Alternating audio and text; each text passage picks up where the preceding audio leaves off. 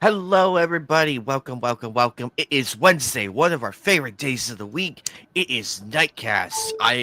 I'm joined by the ever loving co-host, Silent Joker. That is Mr. Kupo to you, and of course Raquel SSG also came on also as a special guest today. We Hello. have a lot. We have a lot to talk about. Joker. Guess what? Guess what? When I was delivering some stuff today at my gig, I saw the Mortal Kombat trailer, the Mortal Kombat 2 Ooh, trailer. very nice. It looks really good.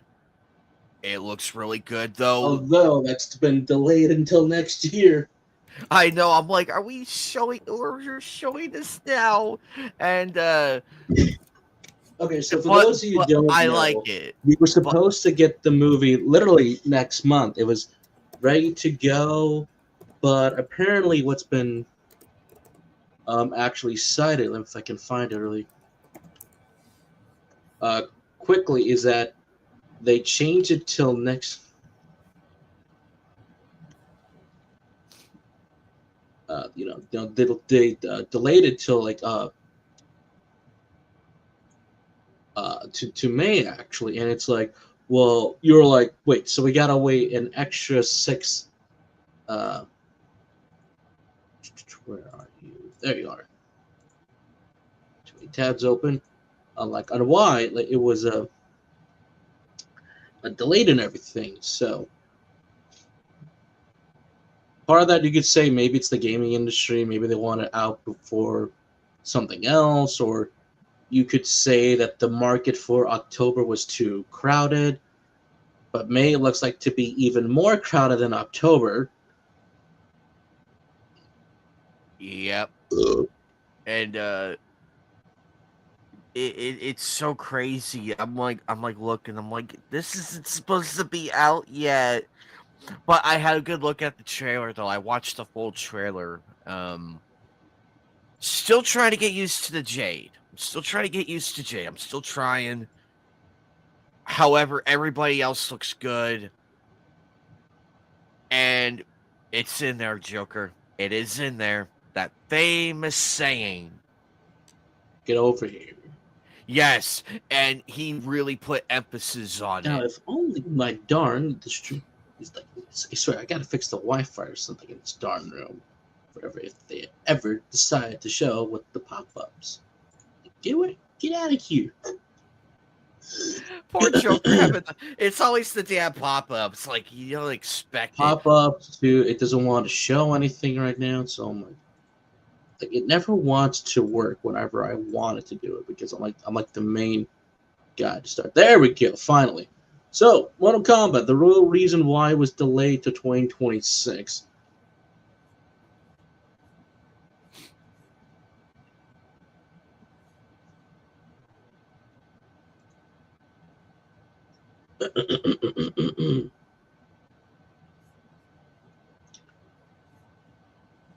So basically, if you kind of like want to go back to like, we'll go like to like the list that was shown, like I have over here that Mortal Kombat was supposed to be around somewhere around these parts.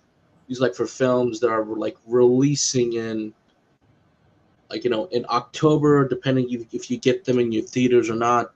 I would like to say probably the big one they had to look out for was probably the new Tron film with Tron Arise, because it's like, all right, that one would be the big one you would have to go up against. But then after a while, it's like films I don't know about, films that are coming to Netflix or whenever they come to be. And I think it was around here, like Mortal Kombat was supposed to be released. So by that time, it's like, you're going to do a little fine without Tron because Tron could be hit or miss. Yes, you had Frankenstein, but that's at your own leisure outside of, the film releases that we do get eventually later. So I really don't know why they would delay it because it's like you would have been fine, you would have made money, but it's like, hey, if again, kind of going back over to here, it's like, oh, but it's in May. Because Hey, Superman was did it? well in June, so I think that would be fine until you remember they would have to compete against the Devil Wears Prada 2, and a few others. So it's like, ooh.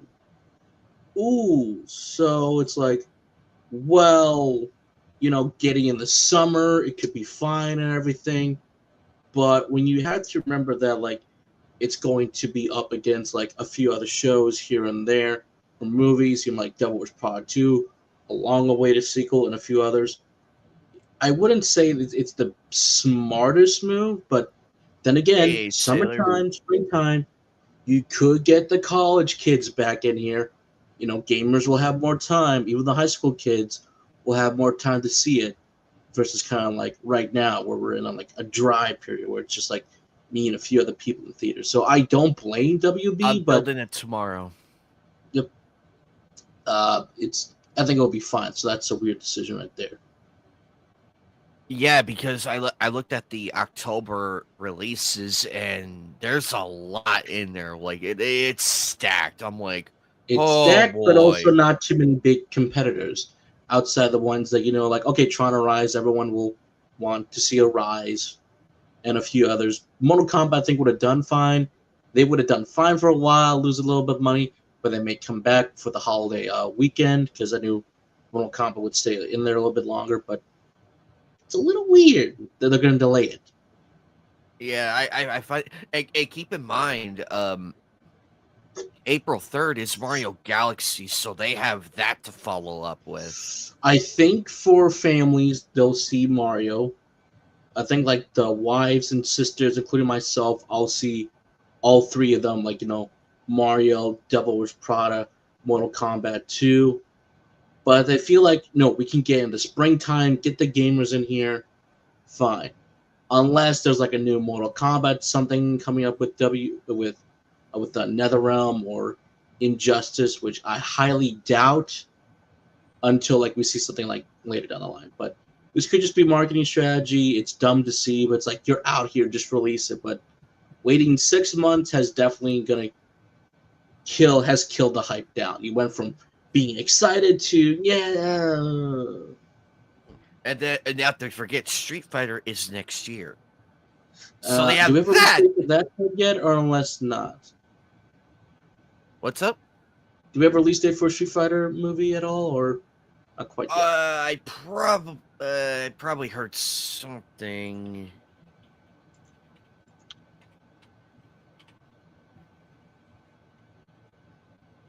Yeah, it's supposed to. Still no release date quite yet. Oh, Actually, it says I October really 16th. do. October 16th of next year. So we have an update actually. October 16th. So and as Sailor Outlaw has pointed out, October is becoming a popular month regarding new things to be released. You are not wrong. Because Yeah, it we're used to be like again, like kind of like we keep saying like through the years, like even for me, one of my favorite movies was several years ago that I recently watched in the last year and a half. I should have seen this in the theaters. It's called King Arthur: Legend of the Sword, and I was so mad at myself because I said I should have seen this. I should have seen it. I watched it on Amazon. I was like, this is a great movie. This is literally what I said. It could have been the perfect in the middle of the summer blockbuster, end of summer blockbuster, a great holiday movie. But they released the damn movie too soon because it was out in that April May time zone, and everybody was just waiting, go like, nope, I'm not gonna see this one. I'm gonna wait till the big one. Because the big one was Avengers of that year. And a little film called Endgame. And it's like, God damn it. So everybody was waiting, and then some of the reviews were like, yeah, it's mixed, but some people were saying it's really good. But the problem was, like I said, it's that early movies. They release a big blockbuster movie early on. To be fair, some of them do very well early on. Kind of get you in the mood for the summer blockbusters. But had they released it at the end of summer blockbusters, like, did you just see Avengers Endgame? Well, end the year right, end the summer right with King Arthur, Legend of the Sword. I can see those trailers now, but Sadly, this was another one of those films that, hold on a second, I can actually do it this way.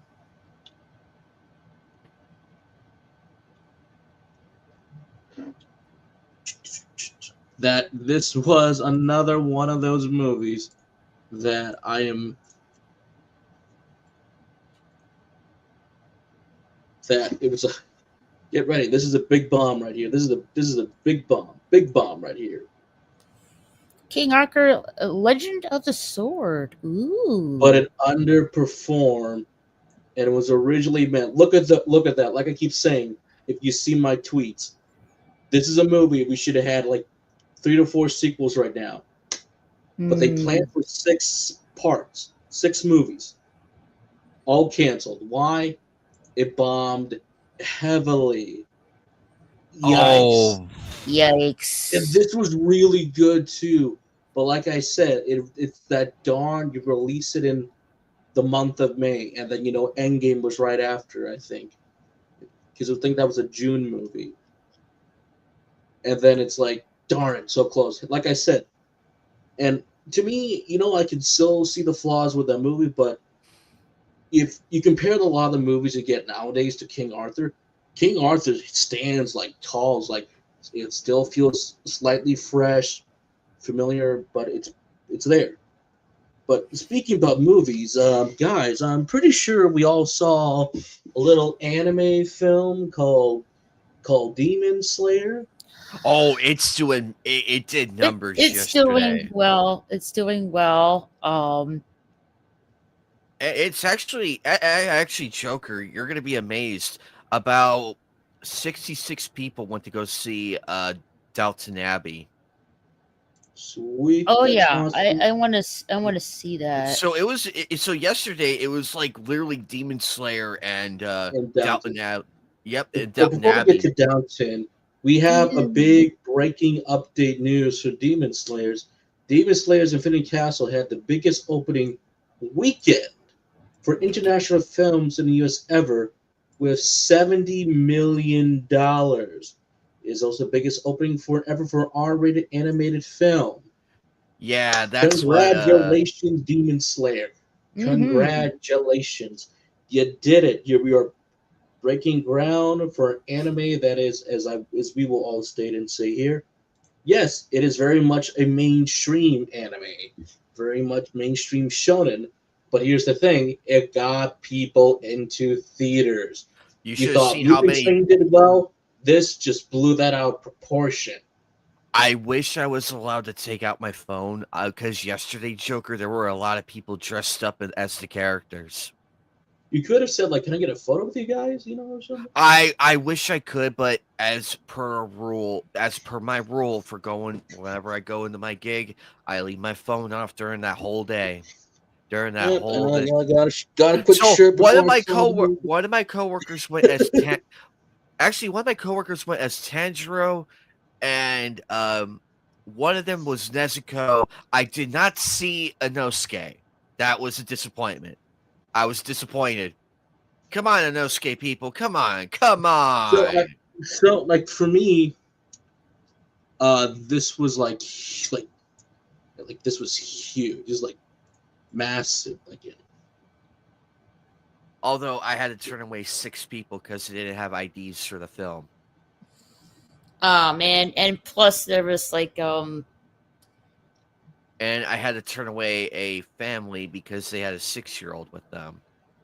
yeah, and I heard the news there was some kind of like fight at one of the theaters with with Demon Slayer. With the Demon Slayer movie. Yeah, they couldn't. People can't help themselves these days. They And just like can't. I couldn't like understand what was going on at first. Like, oh, that's why. I'm like, what a dumbass. Yeah, you had to do that, and Yeah, the guy. I understand it. I understand if it was like if he was like drunk off his ass and everything. Now No, that this would be understandable in that circumstance, but this is not the case. No, this is a But it also did beat out Pokemon. Actually, they had Really? like 30. They had like I'll find it quickly. They had like And Pokemon was at 33 for the opening. I think Demon Slayer was at 37, so they beat it. So like for me, for the cinema I go to this one, for one the Rogers, and basically basically at the end of the day, to me seeing that like on the actual site, I was like, oh my god, like this was amazing for me. These movies, like all the movies we get, are still great. Mhm. Sometimes we get some smaller indie ones, double budgets. I'm like, okay, not bad, but I want something cool to see again. A lot of my anime films, they'll skip us. And Well, I'm if you glad want to this see one one, didn't. or someone like, let's say, Terrifier 3, or some of the ones that are making the rounds, that you're thinking that I'm going to get this movie, I would have to drive 1 hour away to the nearest theater just to go see this. 1 hour on the dot. And be like, was this worth the drive or not? But to see it have proper showtime at my cinema, I was like, yeah, baby, go. Yeah. Drive if you want. I Hopefully we wish get I more and could. more international stuff. I Okay, wish but that's not I the big wish I thing. I could. got a story. So Uh, didn't what it so was I about had this? her with me, but my story goes this. There is a big line that was about to loop around the building. So as I'm waiting in line just to get to everything, to like, there's these like three kids up ahead of me, like a group of three. They look like to be middle schoolers, close to high school, or probably in high school already. They're all talking about the stuff and everything, and then suddenly when they get up to see the movie, they're like, 3 for Demon Slayer. The cashier's like, IDs? They had nothing. They looked defeated and disappointed. It's like, well, we didn't have our IDs. Because the show's like TV 14 to close to TVMA, depending on who you're talking to in any system. And there I am with my little plushie and everything. I'm like, I walk up, I'm like, do you guys still want to see the movie? Brought out the ID. It's like, I'll vouch for them. The girl is saying, no, you don't have to pay for them. I'm like, let me pay. She's like, no, don't. I'm like, let me pay. I'll pay for the tickets because I want to do it. Because they look very excited and they look disappointed that they're going to have to wait till like it's on Netflix to Crunchyroll. But I'm like, let me pay for the movie. So I ended up paying for 4 tickets that night for Demon Slayer. I did a good deed and be a good person. Hey, I vouched. They had a blast. Oh, That's my story. So I was unlike stories. the person who was on the news. A mentally ill person just created chaos in that theater, but he's in jail, so all is good. Isn't that the guy who peed? Yeah, I'm like, what the hell, man? Wait, give me this straight. No. You went to the movie theater not to watch the movie, but to create chaos, to pee on a kid. That got the dad ripped up to the point fists were flying. People were saying that the fight was good in the movie. I was like, what? Hey, it got and guess what? That in turn got more eyes on the movie. Right? So guess what? Hey, free publicity, everybody. Free I guess all publicity. publicity is good Yeah, publicity, definitely. but in this case, it was like, no. And I saw the guy get a Charlie horse and everything. So I'm like, good. Yeah. Oh, Anime Nate, have you seen the popcorn bucket for the movie? That's the funny thing is when I was paying for the kids' tickets, they're all like, thank you, Dane, like for paying for them and vouching for them and everything. They're like, sorry, we don't have like the popcorn bucket because they're like, you would have gotten one because like I have like over the last few years now. We didn't have it. The popcorn bucket, so I got the Batman, the Scream, and I just recently bought the Superman bucket. So those are what I have. So they're very good. They're cool buckets to have. But that was a fun night. But even though within 155 minutes, I will still say this. Come on, let's wrap it up. And if people are going to say, are you complaining about the flashbacks? Ooh, nice. I let this do the talking when I was at work today. I let this do the talking.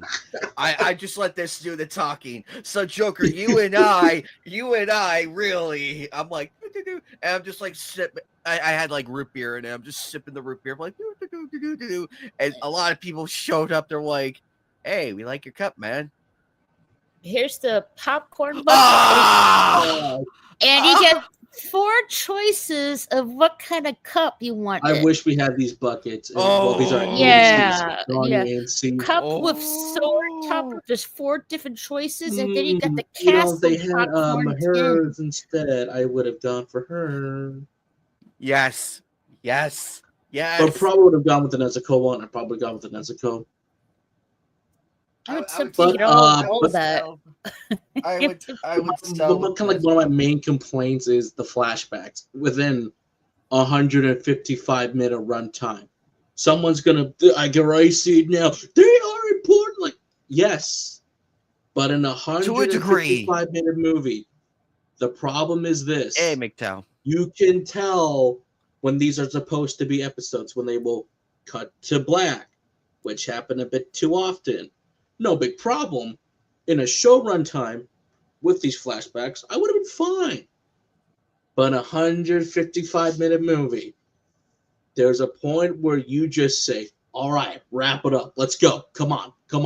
We got. We're in here for nearly 2 hours and 45 minutes. Let's wrap it up. Let's go." Yeah, but that time I'm like, But that doesn't mean there can't be emotional moments. The ending was really good for the last Demon. I was like, finally, that was a good one. But holy crap, that was a long movie. Even as I'm leaving the theater, I see people wear the shirt and everything. I'm like, I'll be ready. It's a long one. 2 hours and 45 minutes is enough for me. Near 4x4 was telling me on Scalar that I need to bring like water and everything and popcorn if I wanted to go, like a lot of food if I want to go see this movie. It is long. It was long. But in moderation, you don't want to go to the bathroom in the middle of the movie. If you gotta leave, just leave. Don't be what that jackass did. Yeah, right. I'm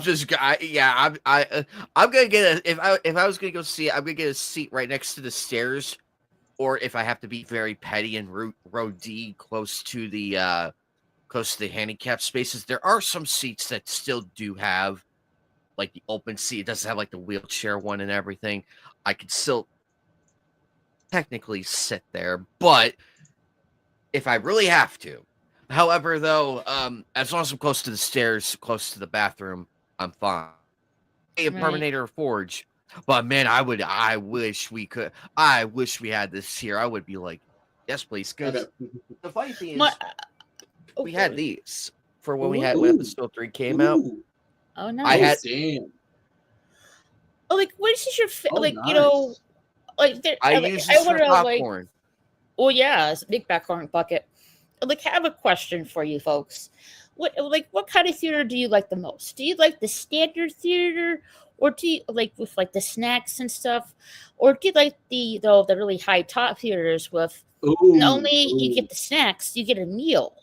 Like, which one's your favorite? The classic one or the more high up version of the theater?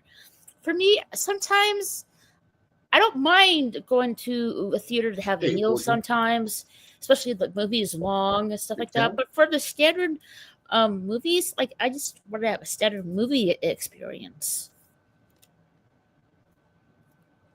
I have not been to those high-end ones yet where you get like a meal or like something like an alcoholic drink.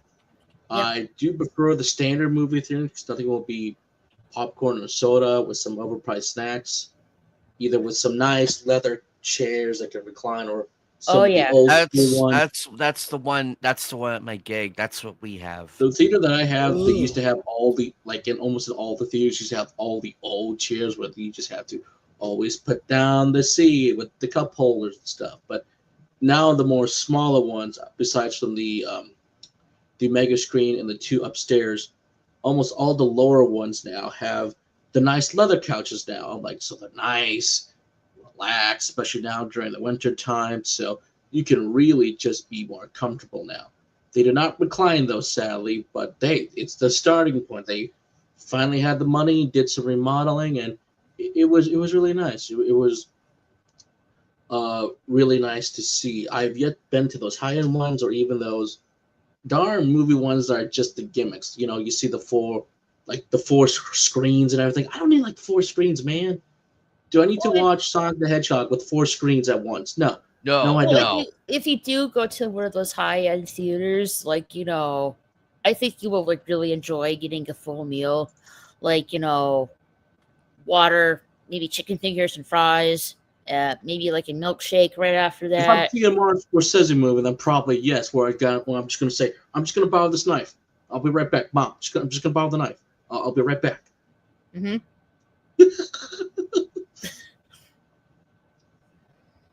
But yeah, if I could, I would get all of this if I could, all of it, all the cups and the popcorn bucket if I could. So to me, with the success of Demon Slayer and hopefully more people show up to the darn movie, we get, at least at my town, they encourage to get more anime movies and more internationals. We'll get some international films every once in a while, as long as they're like Golden Globe winners or some Oscar buzz. Like the last two international films were like Parasite in recent years, and then like the new Chinese animation movies on Nizon. So yes, we had the second movie here actually. So I wanted to know how that did versus Demon Slayer. So it's the start in the right direction. Now speaking about being in a start in the right darn direction over here, Hmm. are we gonna bring back some of the good parody movies? Because please, God, please, just Yeah. 'cause I got some news about that MGTO one. Allah says, Phil mentioned it last night. Movie theaters are dying. Well, there's a couple of things as to why. First of all, prices for Prices, like mine went from 7 to 9.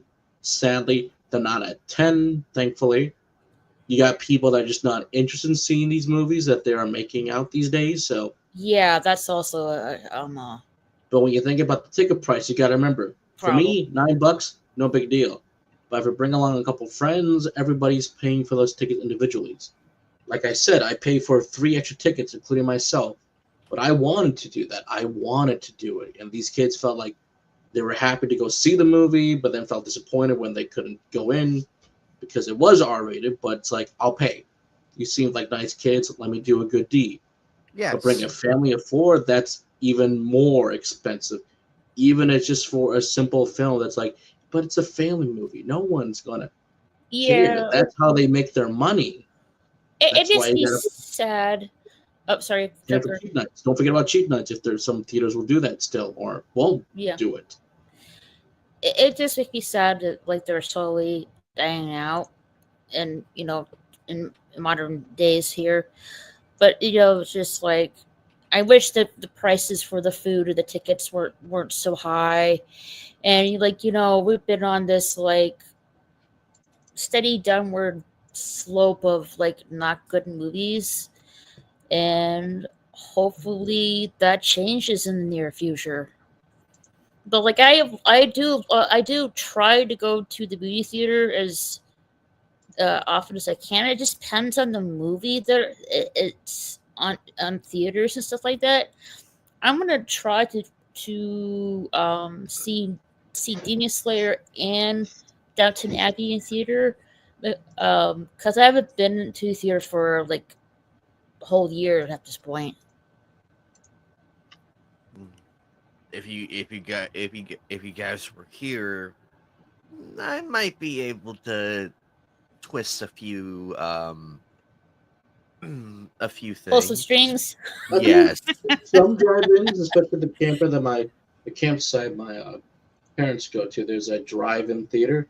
So like when one day they showed Secret Lights of Pets and everybody brought their pets along to see that movie. Aw. I agree with you, Outlaw. You think drive-ins would make a comeback? I haven't been to a drive-in in at least a decade. I have I Like, not think the been to last a drive-in theater. I think the last time I went to one was in '98.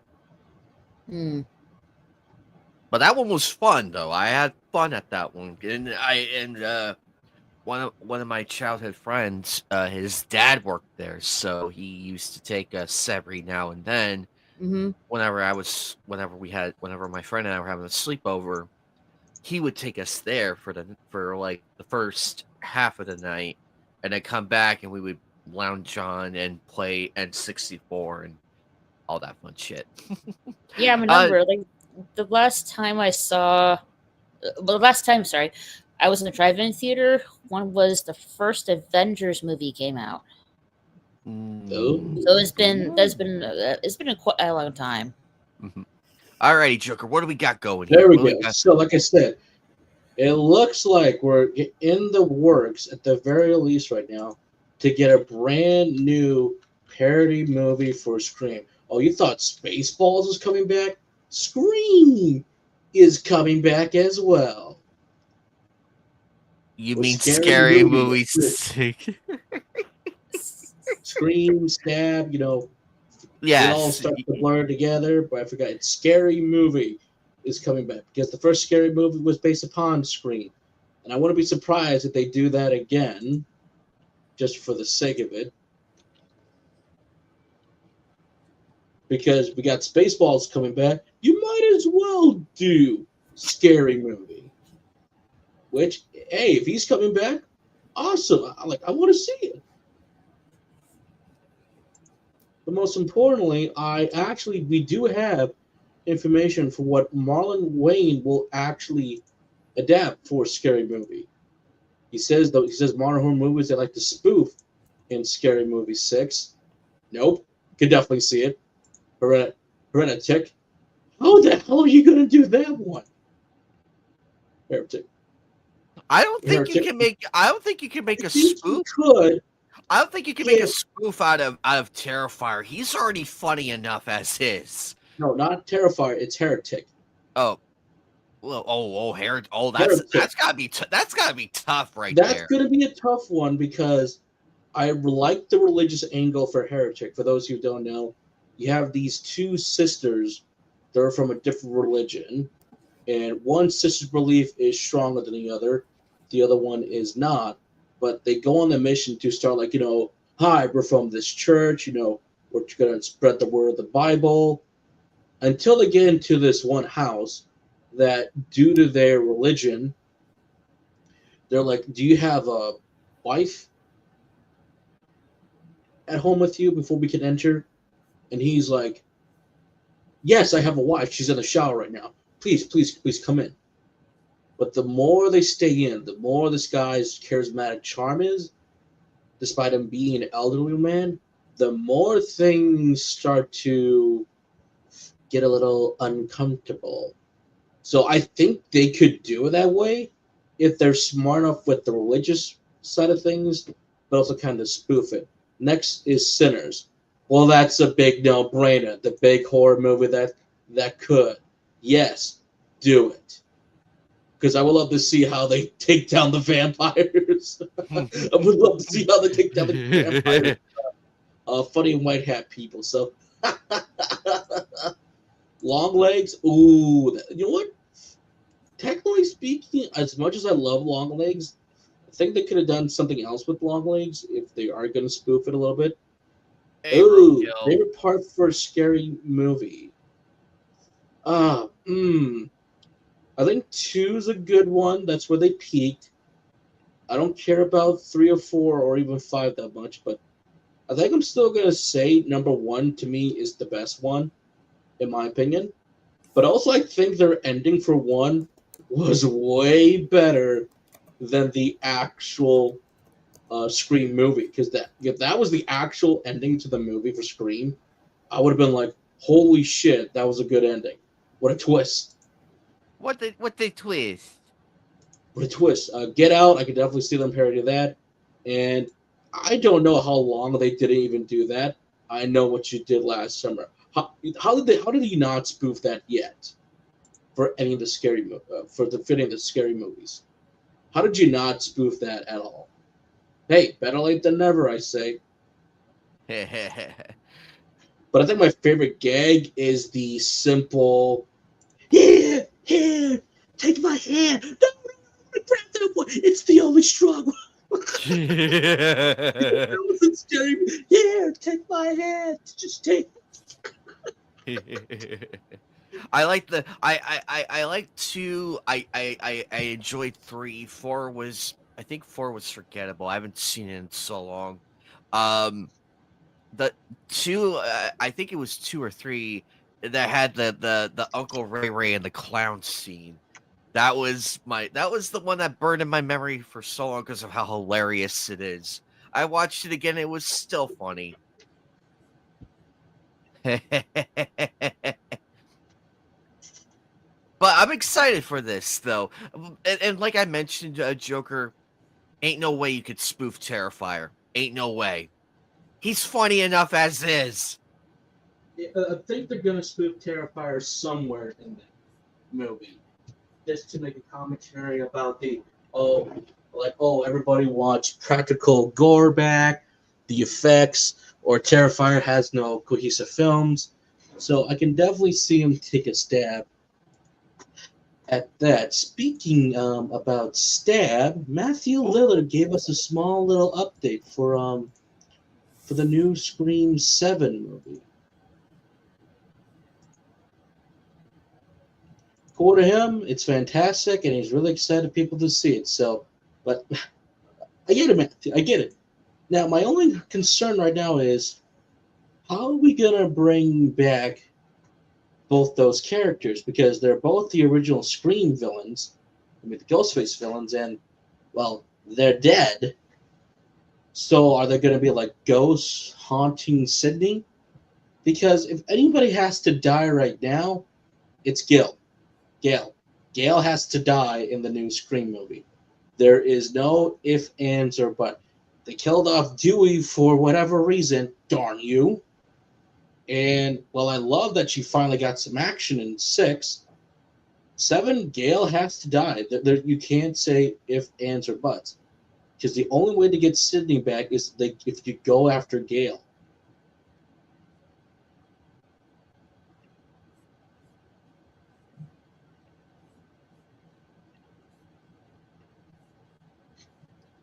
But considering Precisely that that. the other two, yep, we have to, because we can't do the other two girls no more, because they left for their own reasons, very logical reasons, and with those two leads gone from 5 and 6, the two directors left, and then they made Abigail, which just proved to show them they didn't need Scream anymore. The Scream franchises needed them, and I still don't understand why even she could even come back for like 6.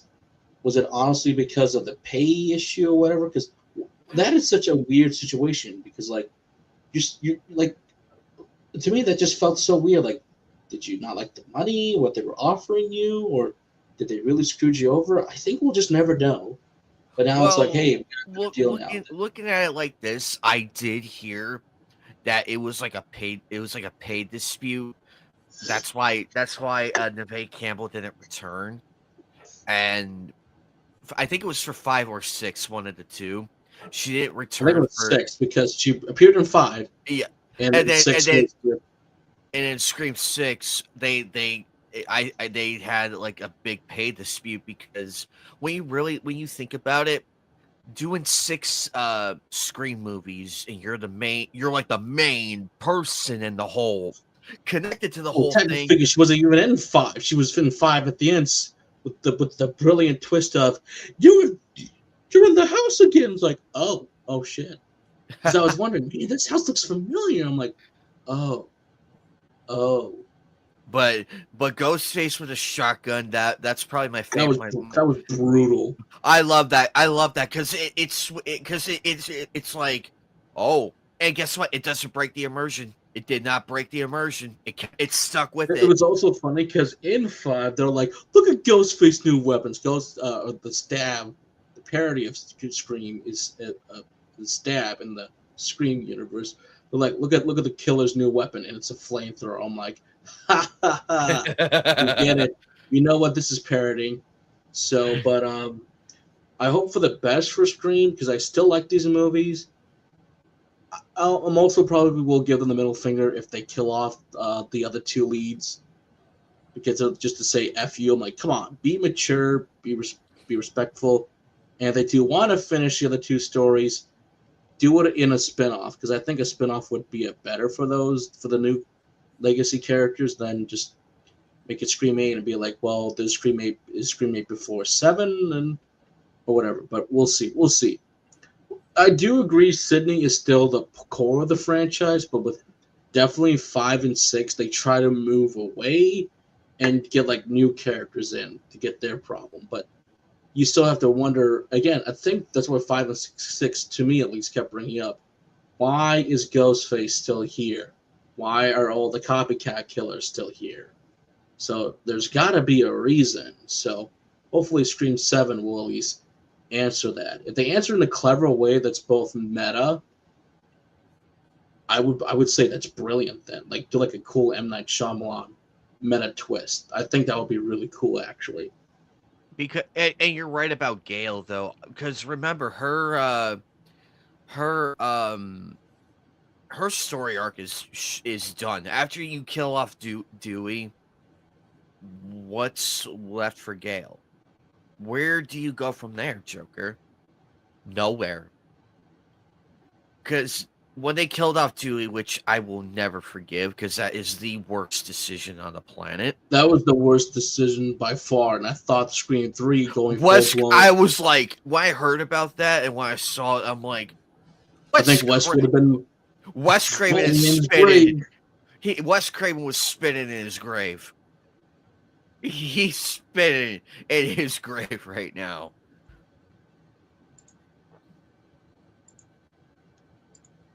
We'll have to wait and see, but it should be out, I think, sometime next year, so we'll see about that and wait and see. Raquel, your thoughts before we move on? Oh, that's pretty cool. I haven't really seen the Scream movies myself, but Matthew Leonard, yeah, he's a pretty good actor. He's been there since the first movie, and they're slowly bringing them back. He made his own comments about like the recent movies, saying that they're a little bit too violent for me. I mean, that's fine, Matthew, but he has stated though he does enjoy the last two movies. So I'm like, good, and it's good to see that hey, he's always going to be part of Scream. So thank you, Matthew. But horror fans, we do have another sad passing. We're losing so many of our horror icons now. While Paula Shawn is not the original Mrs. Voorhees, the original actress for her, she passed away years ago. She was the replacement during Freddy vs. Jason. She was also in Scavenger Streets, Witchfire, Night Creep, Chupacabra Terror, and Ariel Stein's The Haunting Hour. Paula Shawn has sadly passed away at the age of 84. I would just like to say, Paula, I just want to say thank you for being part of the horror family. We're gonna miss you, and thank you for showing the world your wonderful talents. I only known you for Freddy vs. Jason, and I am still on my horror list I do every year. I try to watch as many horror films as possible. I will make sure I put Witchfire and Night Creep on the list to watch. So thank you for a contribution. She did good. Although I like as much as I like the original actress for Mrs. Voorhees, Paula Shaw really brought it to the table with the small screen time that she had. She really brought it, and so I say give her flowers. But you're right, Joker. We're losing our legend icons right now. Shall we continue Bessie on? Palmer was the original, but the reason why Bessie Palmer even did in the first place, does anybody know the story, actually? Do you know? Don't look it up. No, I don't, actually. This is new to me. Raquel, do you know how we even got the original actress for Pamela Voorhees? Her name is Bessie Palmer. Do you even know how she got the role, actually? No, I don't really watch horror movies. Okay, so there was a panel many years ago to celebrate the anniversary of the Friday the 13th film series. And it was also on the killer cut for Friday the 13th for the DVDs. So when everybody was there, along with the original Jason, the kid that used to jumped out and drag one of the final girls, the original directors and writers were there, along with Bessie. She simply kind of like said this. She didn't want to do the film at all to begin with. Why? She was given the script to read for. She said, "This film sucks. It's not going to do well. This is terrible." Leaves. Until sometime later, her car breaks down.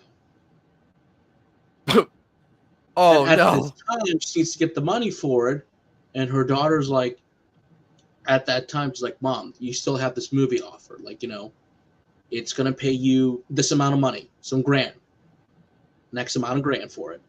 So it's like, well, if you do the film, show up, you get paid, you get a new car. And it's like, well, I guess I'll do it then. And she still didn't like the film, but over the years, she slowly accepted the movie. Why? Because just like with Full Metal Alchemist, they have the world's worst dad. She is the world's worst mom. Yep. Yes, indeed. But here's the thing. She's been more supportive of the films even before her passing. So I'm glad she came around and says like, hey, thank you for everybody. So she even was wearing the same white. So that's how we got Bessie. And there's actually a new actress right now taking the reins very shortly for. We have Linda Edna Cardinal, known for Geeks and Freaks and Geeks, Bloodline, ER, and the Netflix dark comedy series Dead to Me. She will be our new Pamela Voorhees for the upcoming TV series. So we have a new Pamela, a new world's worst mom. So good luck to all of you. For those who have worked with Paula Shawn over the years, or those who even got a chance to meet her, or just got a quick glimpse, our hearts goes out to all of you and to her friends and family who are still with us. So, but hey, 84, that's a great life, a really good life, really. Absolutely. And over here on Knightcast, we love honoring our legends. We'll get to that big one soon. But speaking about something cool, I know we're all gamers, and I know there's a little indie game called Silk Song that's out. And according to this, Hollow Knight Silk Songs has a boss named Steth, who is a tribute to a fan who passed away from cancer. Ooh. Team Cherry collaborated with Steth before his death to bring the character into game. See, So, ladies and gentlemen, and there's the boss right there. There you go. A moment of silence for Steph, please.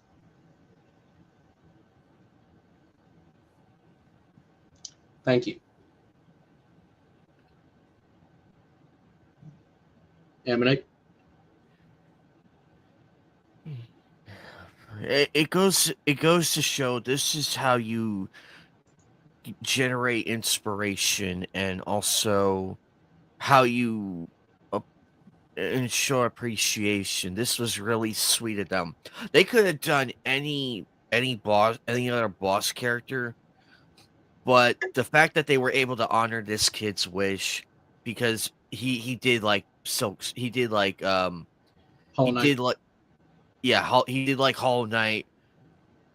Part of me thinks this was probably part of the Make-A-Wish Foundation that screams it, but I wouldn't be surprised because Make-A-Wish is one of the biggest things out there right now.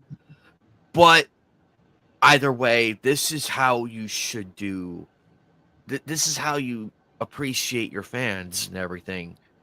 And it looks like an amazing boss, and it looks a lot of fun. But actually, it's pretty sad too, because according to what people said, the music's not epic. It's very moody, very melancholy. So, Yeah, thank you, Alchemy.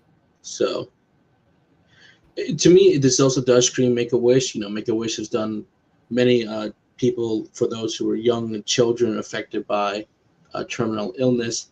This does feel like them as well, especially like for a game like Wizard 101, which had several kids over the years actually be a part of at least Wizard 101. Some of them do have in-game avatars that are still in place, despite the fact some of them are no longer with us. But even the fact that the devs were like a very small development team was working with him, I believe this is wonderful. I'm sure every gamer is crying for Steph, saying that Steph, look, your character's here in the game. I hope his parents and family are playing Silk Song to honor their son, to honor their nephew, their cousin. Yeah, this is really sweet. And this is why I love being a gamer. Don't give up on your hobbies.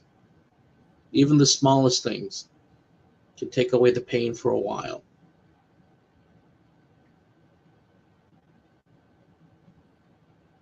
Raquel, please. About to get a little too emotional right now. Oh, it looks cute. It's a really cute drawing too, and I'm glad you see the. Mm-hmm. Actually, like this is what I would be drawing too. Is like if I was inspired by a game, I'm like, and then you see the actual final product here. So it's like, yay! Even kind of like going down to the comments. Oh, that's, that's wonderful. So thank you, Team Cherry. Thank you. Yes. I got another horror one for you. So, from going from an emotional story to, we got new stuff for the new upcoming Resident Evil. We got one cast member so far, Paul Holter, Hauser. I can't pronounce that last name correctly. You probably have seen him in Cobra Kai for multiple seasons. You probably just saw him in the Naked Gun movie with Liam Neeson. His part was also cut. Was he Mole Man for Fantastic Four, right? But his part was cut, right? That's the character, right? Mole Man, right? Yeah, Mole Man. So that part was cut. You can definitely find it right now on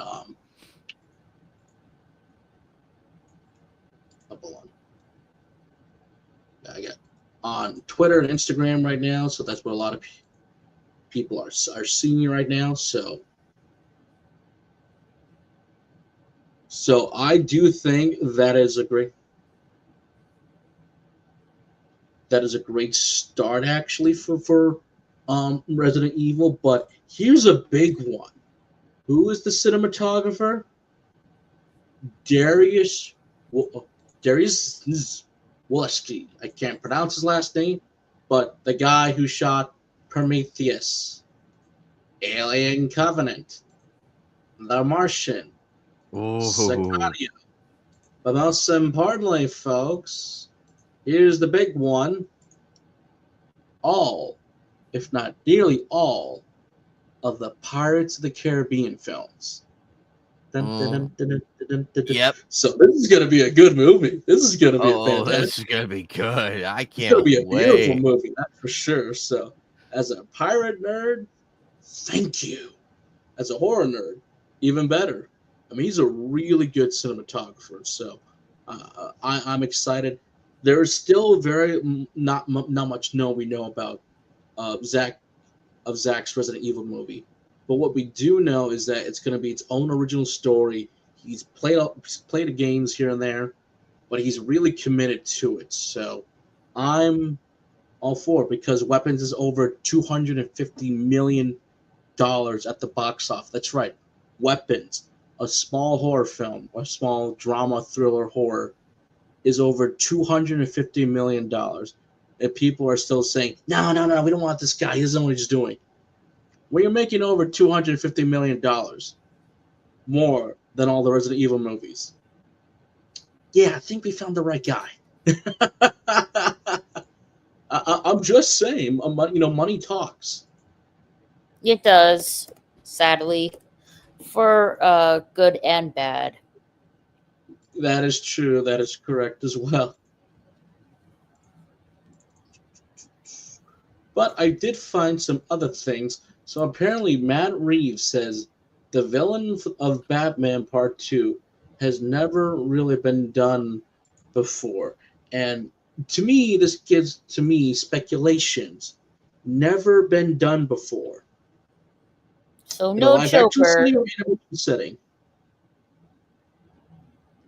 I could think of a couple. We never got Black. They never did Black Mask. They never did Black Mask. That's one of them. Right. Birds of Prey, Harley Quinn. Harley Quinn. Ewan McGregor. Well, if you discount, if you look away from the two. They've also done Victor Zsasz, Birds of Prey, Harley Quinn. But like he's probably going to say, if you look past that, for a proper Batman adaptation outside of Gotham as well, depending on who they adapt. I've said this multiple times. We need Hush. When you look at the actual ending to the Riddler for the Batman, you see a guy pretty much in prison with the whole bandages on, and he's like, "Hey, you did well," and he's everything, and I can be your friend, and he's like, "Riddle me this, friend." People like an underdog story comeback. Ooh. And I'm gonna say this: do not make that guy the Joker. Why? I'm done with the Joker. We've got so many adaptations of the Joker. All of them. It's not even funny. I get it. He's the big one. Yeah, he's the big guy, but I'd like to see other villains and and stuff like that. Actually, you know what? Arkham Knight did do something right. They actually gave Scarecrow his flowers. They gave Scarecrow his flowers. I needed more Scarecrow. I needed more Arkham Knight. Although the Arkham Knight was so obvious who it was, the DLC. I'm like, man, we're doing Red Hood with the guns. And then I look at the Arkham Knight with the gun. It's Red Hood. It's Jason Todd. You get up. And according to Paul Dini, it would have been Hush and the Scarecrow together. So, yeah. I would, it could be, Mr. Freeze or Clayface. I would love to see Clayface. Actually, we're getting a Clayface movie. Ooh. That one's separate, so an Elseworld story. I would like. Robert Pattinson said he likes more of the mythical we stuff. already. So he wants like Mr. Freeze and a couple of others. So I'm like, okay, I can see them do a proper Mr. Freeze again, a more grounded approach like we saw with CW's Gotham. We already did Deadshot. We already did that one. We already did Deadshot. Could they think about the Terminator? Deathstroke. We'll like to see their incarnation of Deathstroke.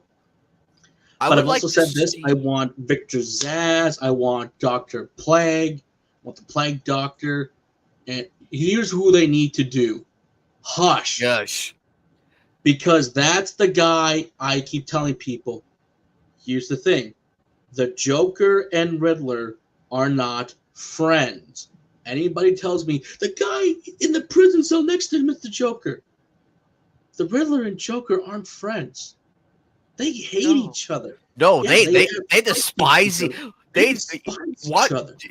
Have you guys not seen? What universe are you living in? They're like, did you not see the banter between the both of them through the Arkham games? They hated each other. They really hated each other. You don't even have to go. Joker. Look at the comics. Look at the animation. Doctor Strange. Doctor Strange. No, Hugo Strange. I think that would be cool to see.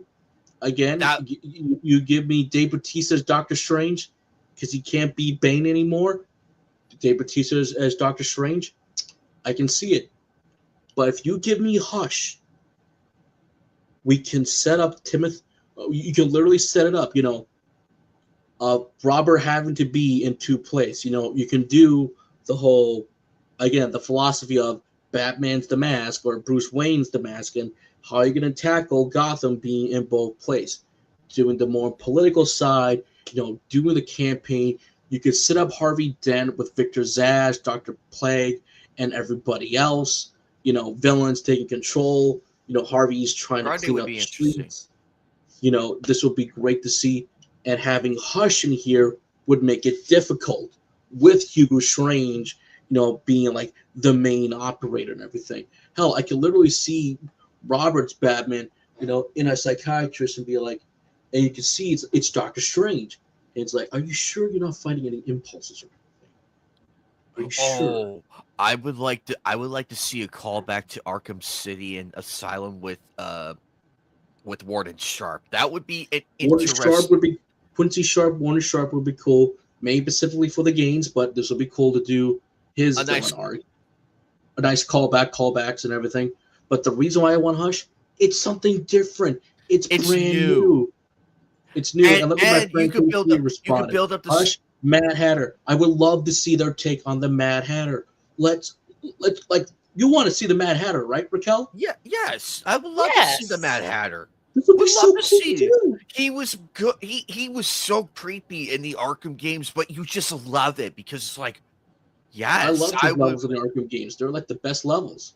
Solomon And Grundy, I get possibly a little bit more difficult, but I could see it. Like I said, Robert wants the mythical stuffs too, so I wouldn't mind it. We have the Penguin, we have Catwoman. I wouldn't mind Grundy. And then what what? else was said? Pig. Oh Who God, that wants to creep. see Pig? That creep. Oh my lord. I thought I I know what seen I'm it all. talking about. I thought I seen creepy Joker. This man right here. You would be Holy perfect. crap, You he set was up This guy terrifying. is. This guy's really creepy. Really especially when you play Yo, creepy. Arkham yo. Knight, where you If got a if you chance to shine. seen if you seen what he does to people in Arkham Knight, you're gonna be like, Joker, I'd rather hang out with you. That's how terrifying he is. It makes you just want to go This hang guy out with is Joker. more terrifying than Victor Zaz. I No, mean, no, you could. Victor Zsasz That's is why I still said you creepy. could do like multiple villains. Victor Zsasz could start up the story. If you and you'd be like, you think I'm crazy? There's someone else out there who's more crazy, or you have no idea what you have just unleashed. You could set up like multiple different bodies showing up. Hell, I would take Firefly. We almost did get Firefly in Yes, the we cancel, long gone Batgirl movie that had Michael Keaton in it, along with the I can't believe I'm still saying this from the whale, the Oscar winner Brandon Fraser as one of the variants of Firefly. And I'm like, I could see it. I could see him I as one of could the see variants. I could see it, I but could see it. speaking of which, But he Brendan needed a better Fraser's gonna be movie. in a So good hey, movie. Fraser, this could be your chance. Get on the phone, be like, I'm in. Let's do it. So, Actually, and he's still in moderately good. He's still in good shape still in to good do shape. it. He's still young. He's still a bit young to do it. So I could see him still doing it, and I would like to see Calendar Man. Ooh, Hmm. here we go. Because Calendar could set up multiple different dates.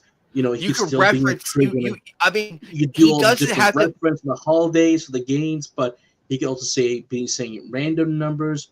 But then again, like with the Riddler, figure out what he's saying. He's like, these aren't random numbers. These are days for different political candidates or different events, or when each of the murders happens. That can either be done by him, Zaz, or Pig. Look at all these wonderful ideas we're coming up with. But Hey, Warner again, those Brothers, are all guess speculations. Warner Brothers, DC, we're giving you multi-billion-dollar ideas here. Get us in the writing room. Get us in the writing room, and I'm believe me, pretty you'll sure if see. Phoenix showed up, he'd be like, "What do you guys talk about? What do you guys talk about?" Or Vaughn of our wonderful manga I'm people, letting Phoenix recover because giving he you did have a. ideas. Use them, please. Again, I'm Uh, tired of seeing Joker. I love the Joker as much as the next guy, but get me more villains. We have said this time and time. Batman and Spider-Man across their villain category lineup. Use them. Don't just do the big obvious ones. I want to see curveballs thrown at me. I want to see people we haven't seen in a while be like, oh, that's why I'm shocked to see some of them pop up in the games. I'll be like, yeah, it's been a while for you. Or when they do show up in some of the animation stuff, it's still fun to see. Because I'm like, oh, they remembered you. And then they go away. So we got you ideas, so go for it. Or James Gunn, I again, use them for your Batman.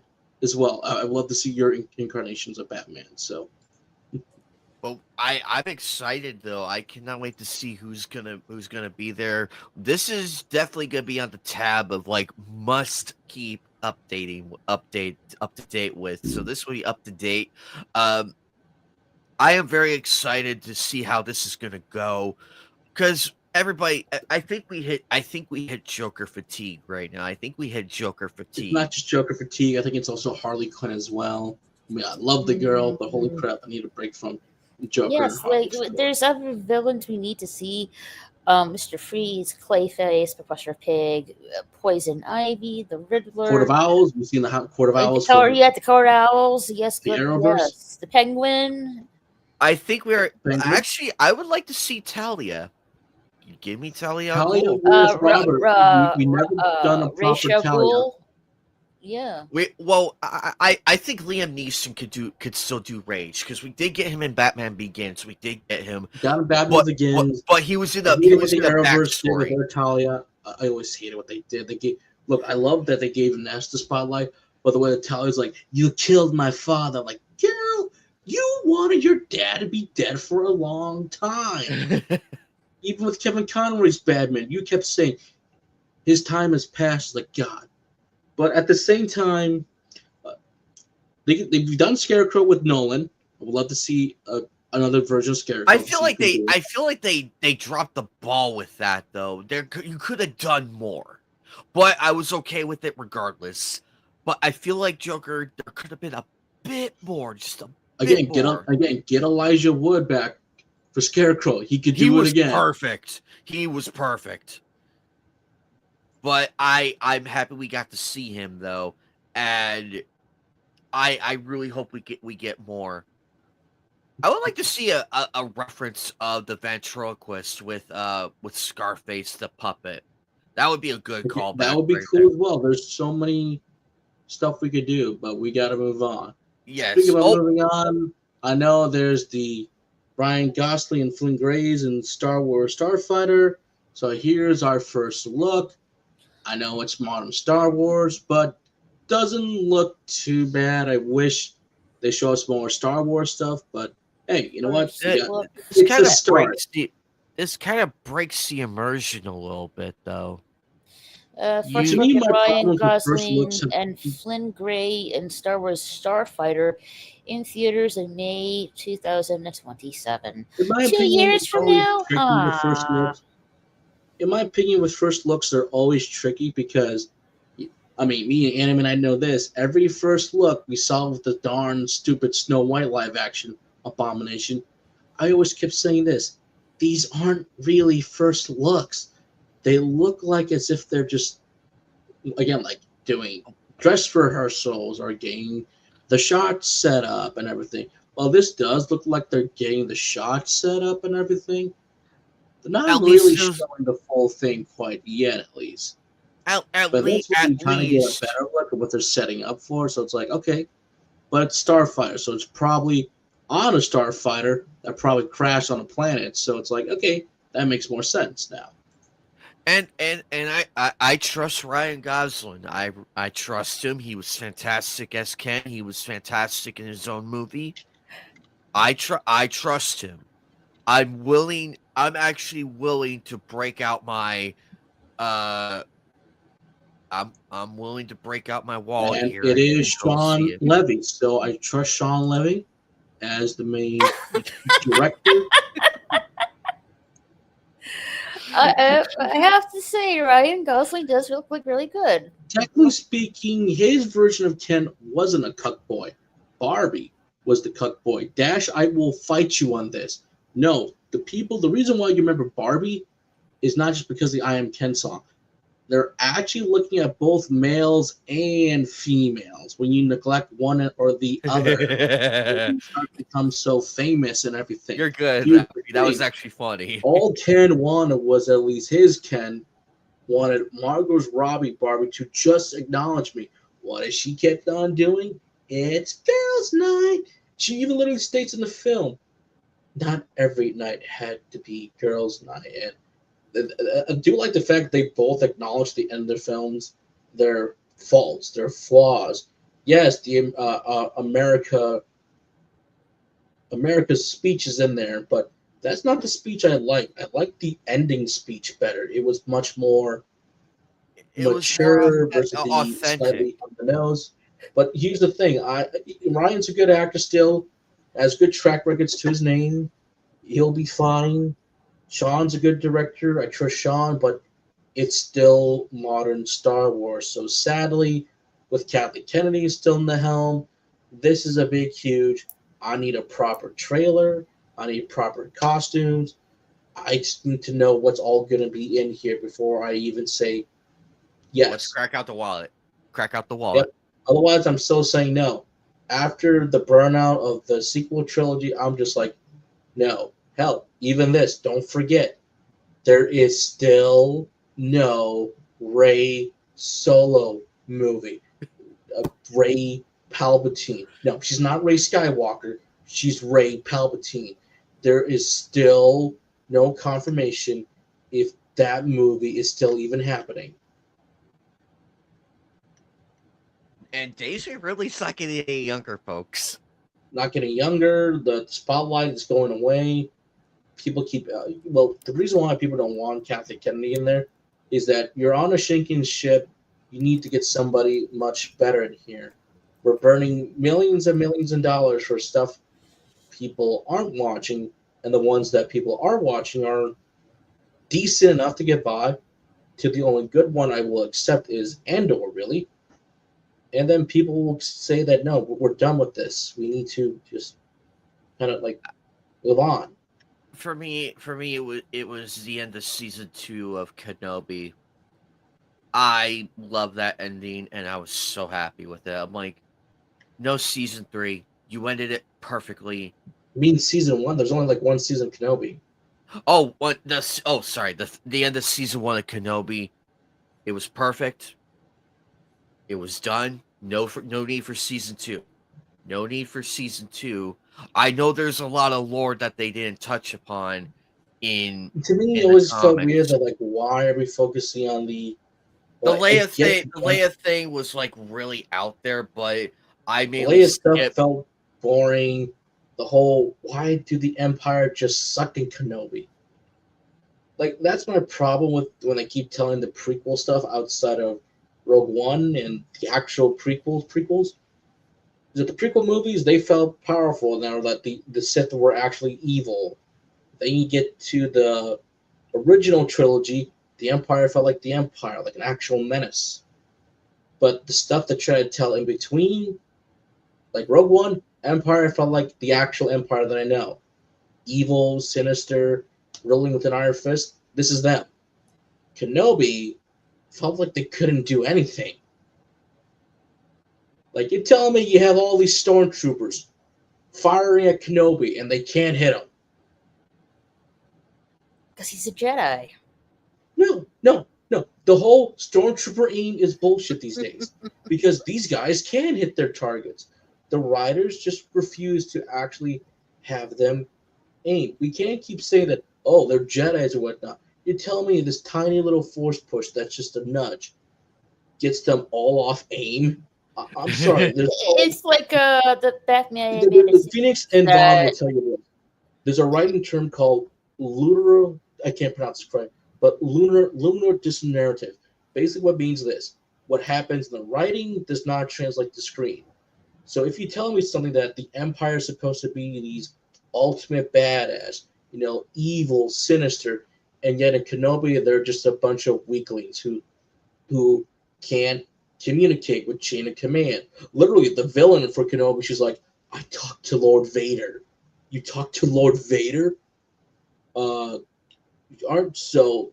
And this is just for a stupid scene of they're not going to send the droids out to find Layla or Kenobi.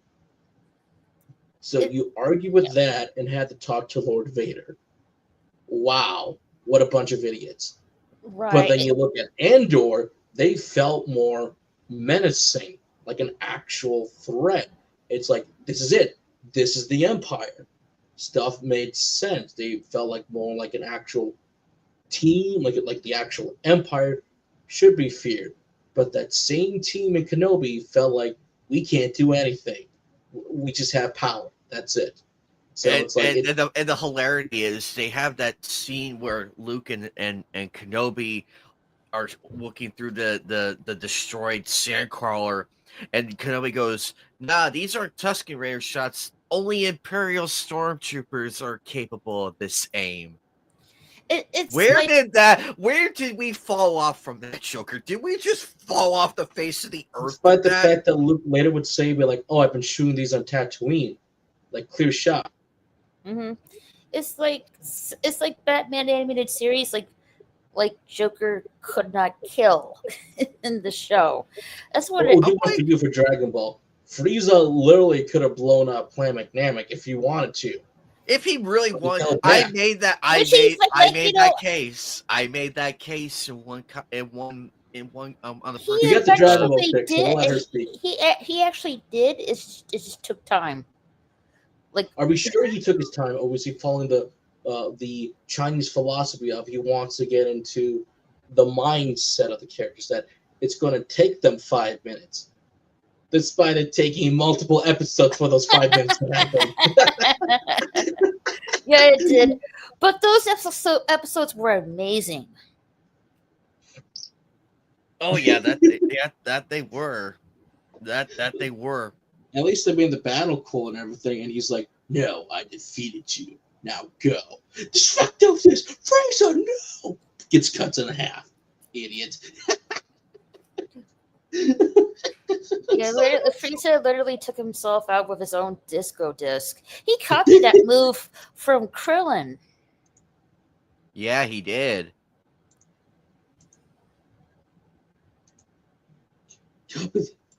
It's funny how stuff you could point out, but is it all that bad if I notice it? If I don't mind it, if it still makes sense in the story, I'll be fine. Like sometimes I just gotta deal with it. It's fine. Like the stuff with Dragon Ball all the time, with Frieza or Cell or freaking Majin Buu, or again the hyperbolic time chamber bullshit. So if they spend how many hours in here, it's X amount of days or days. Like I just don't think about it sometimes. But it does happen. It does happen. But I got. I gotta do this again. I'm already. I'm sorry. I have to do this. I have to show this. Because to me, right now, if you want the biggest, they're still doing these movies. And I will tell you, yes, they are still doing certain types of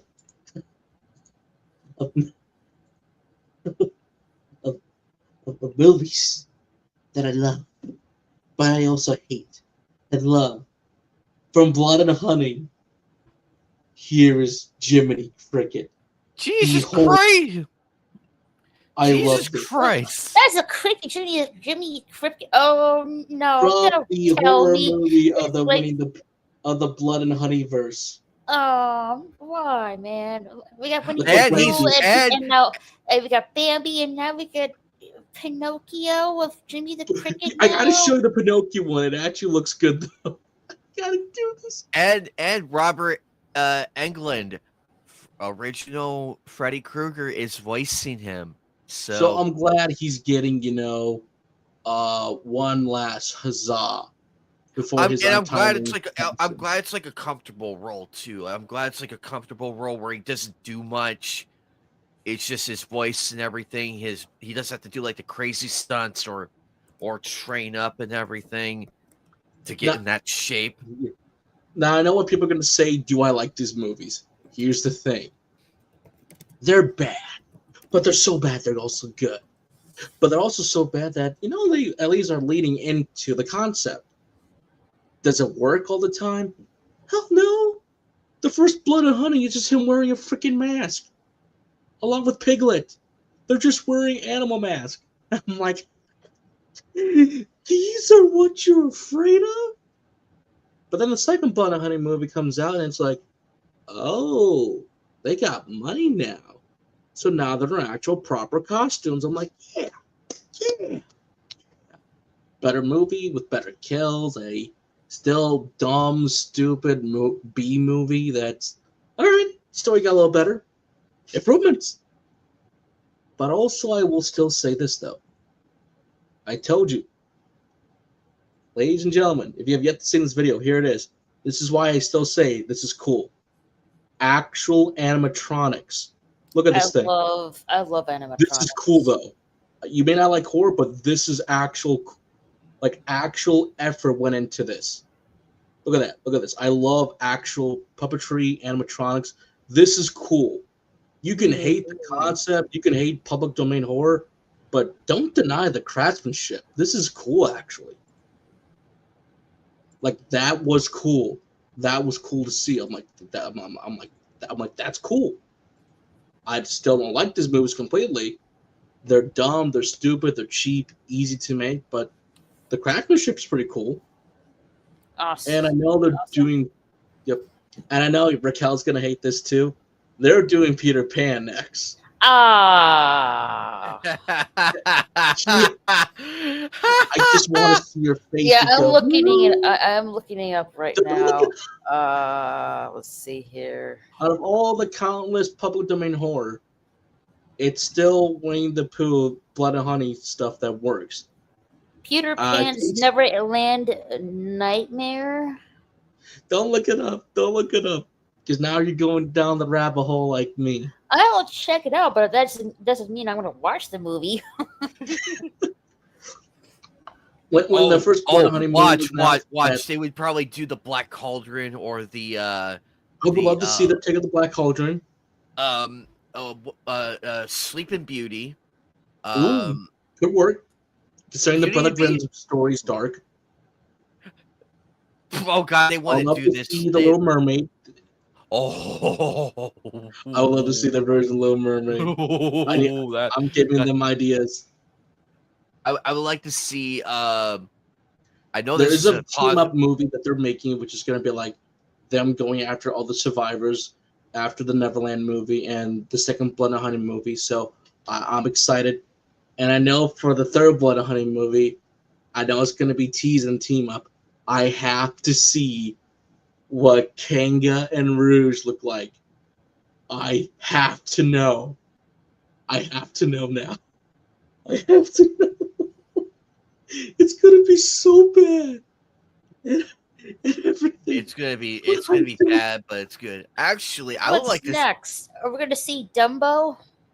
Oh my God! Yes, let's see Dumbo. Thank you, Raquel. Maybe I should start writing the screenplay for that and submit it. Thank you, Raquel. Look what you've done. We're terrible people. I'm just going off of the classic Disney animated films they're doing. Well, it's not that they're doing the classic Disney animated films. The original material for these properties are now in public domain. Oh, so yeah. It's within this legal thin line of they're changing a lot, but they're also making sure they're not getting sued by Disney. So it has That's to be why the first Blood and Honey movie exists. So it has to be damn it, what was the word again? Public domain. Domain free Disney Basically, animated movies that must they can be free after 100 years. That's why Steamboat Willie, after all these years, they couldn't renew it, and they're like, nope, no more. So only the Steamboat Willie version of Mickey Mouse is in public domain.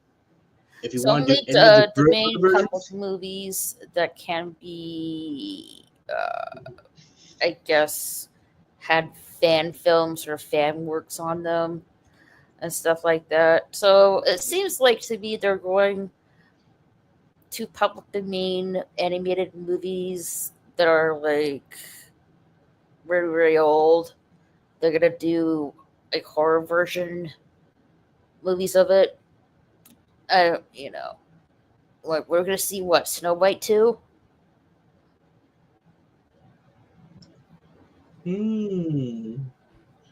It just depends on the creators, and Yeah. But right now, the ones that do get in public domain, like I said, they're going for the cheap route of actually doing Yeah. horror. So it's the do a horror because it's cheap, quick, easy to make, and yes, we do have blood and honey to thank for that. Because if it wasn't for blood and honey, I don't think we would see any like true horror adaptation. But it's because it's blood and honey being a horror film and was successful in that way. There's That's a why sequel people are doing to the that cheap, too. easy route because that's the one that makes them the most money. That's the one that everyone goes, why is this being made like this? Hence, shock value. Yeah. And because of shock value, I've gone numb to all these adaptations because I know what they are. Cheap products that just went for the horror angle instead of doing something creative with the license. Yeah, they recently did like a sequel to Blood and Honey too. So it just tells you right there how Yep. good it's doing.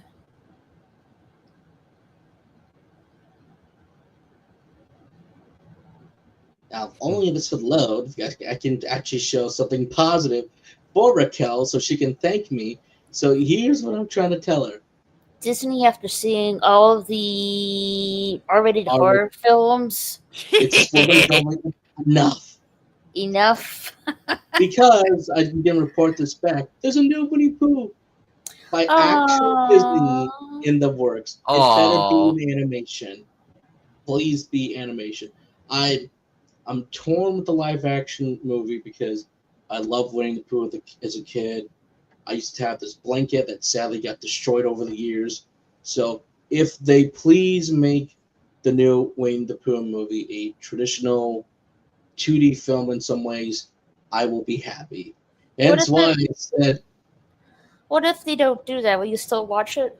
I will still watch it. Winnie the Pooh belongs Okay. to my so yes, I will still watch it. Hence why I said Disney after all the R-rated horror films.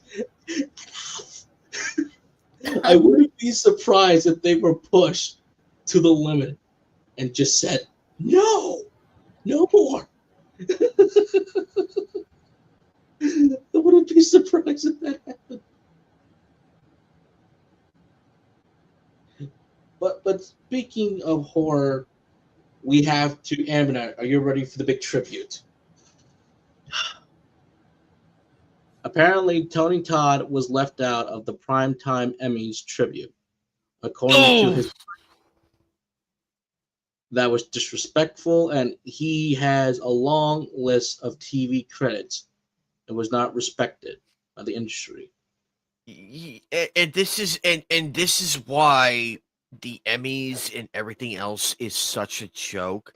They'll honor certain people, but not enough people. But skipping over this legend who gave us the I love this scene. I love the scenes in the Final Destination. He really brought the presents. He brought the presents, and also Candyman. He brought it. He brought it. But for those who don't know, he's done a lot in television too. He's got a long list of shows that some of you might remember, like early years in 21 Jump Street. All right, not bad. Don't forget, he was Kerm, Curb, yes, he was Star Curb. Trek, Next Generation. So I know there's Star Trek nerds who are like, why was he like not mentioned at all? Early episodes of Law and Order and the X Files and even Homicide, Life on the Streets for a recurring cast for season 3. Don't forget, he was Gladius in Yep. Hercules: The Legend's Journey. So like, ooh, came back for again for more Star Treks. Xenon Warrior Princess. Now that's a classic right then and there, good friends. He was an angel. Don't forget Smallville. Yeah, he was Earl Jenkins in that one. That he was good. He was good. You Ooh, I know, love later years, he'll be CSI in Miami. Don't forget, he was in Charm. Charm too. Like I love Charm. When I heard saw him, like I was like, Tony Todd. That was cool. That was awesome. You go in the later years, he was in Transformers Prime as Dreadwing. It's like, ooh. He was in the Flash, CW's Flash as Zoom for a while. So, yay! And oh, he's actually going to be in Devil May Cry. I think he's going to be Mundus. That's what I'm thinking. He might be Mundus, or he could be Sparta. I just So hope they got. even though you don't like some people, I just hope they got all his recordings. I really hope they got the it is going to recordings. be posthumous release. So, like Johnny said when Kevin passed away, that lines are recorded ahead of time before the animation. So there's that. He was also in the very crappy Master of the Universe. Heck, I'd Oh, rather watch this than the Masters of the Universe revitalized series that's supposed to be the continuation as Scareglow for a while. But don't forget, Slyark. He was the dragon, as in yes. that bad boy in the distance, Ooh-hoo-hoo-hoo-hoo. Skylark. So he was the big dragon. I got to show you what the actual dragon looks like, because when you see the dragon, you're like, oh yeah, that's Tony Todd. So let's do this.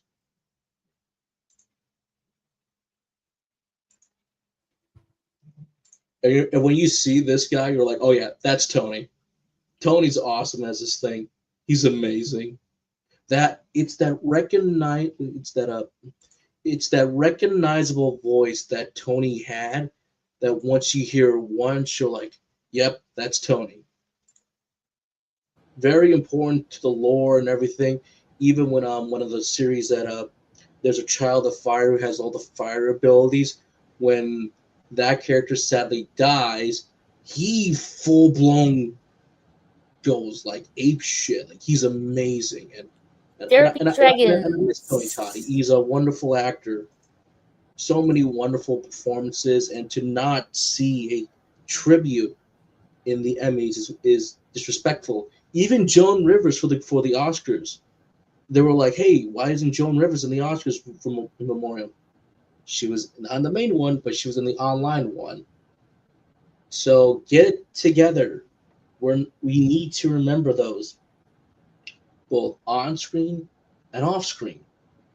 Todd deserves to be remembered. So, Mr. Todd, for your tribute to films and television, thank you.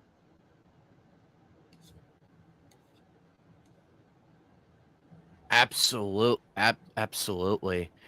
Todd, we appreciate your contributions and everything. I'm mad that the Emmys.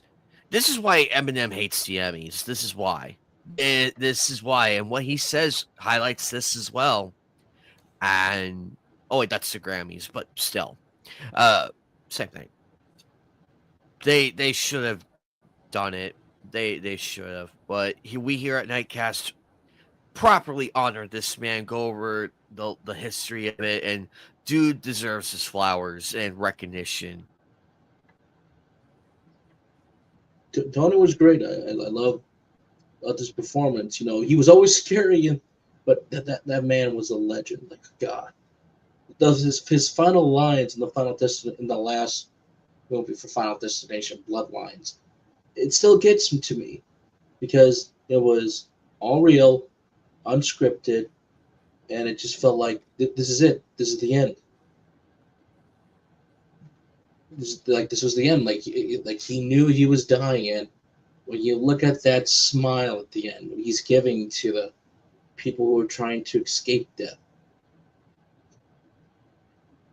It's almost as he's reflecting in that last moment of, this is my last time on screen. And then that little good luck. I'll miss him. I'll miss him. Wonderful man. Beautiful soul. God bless you, Tony.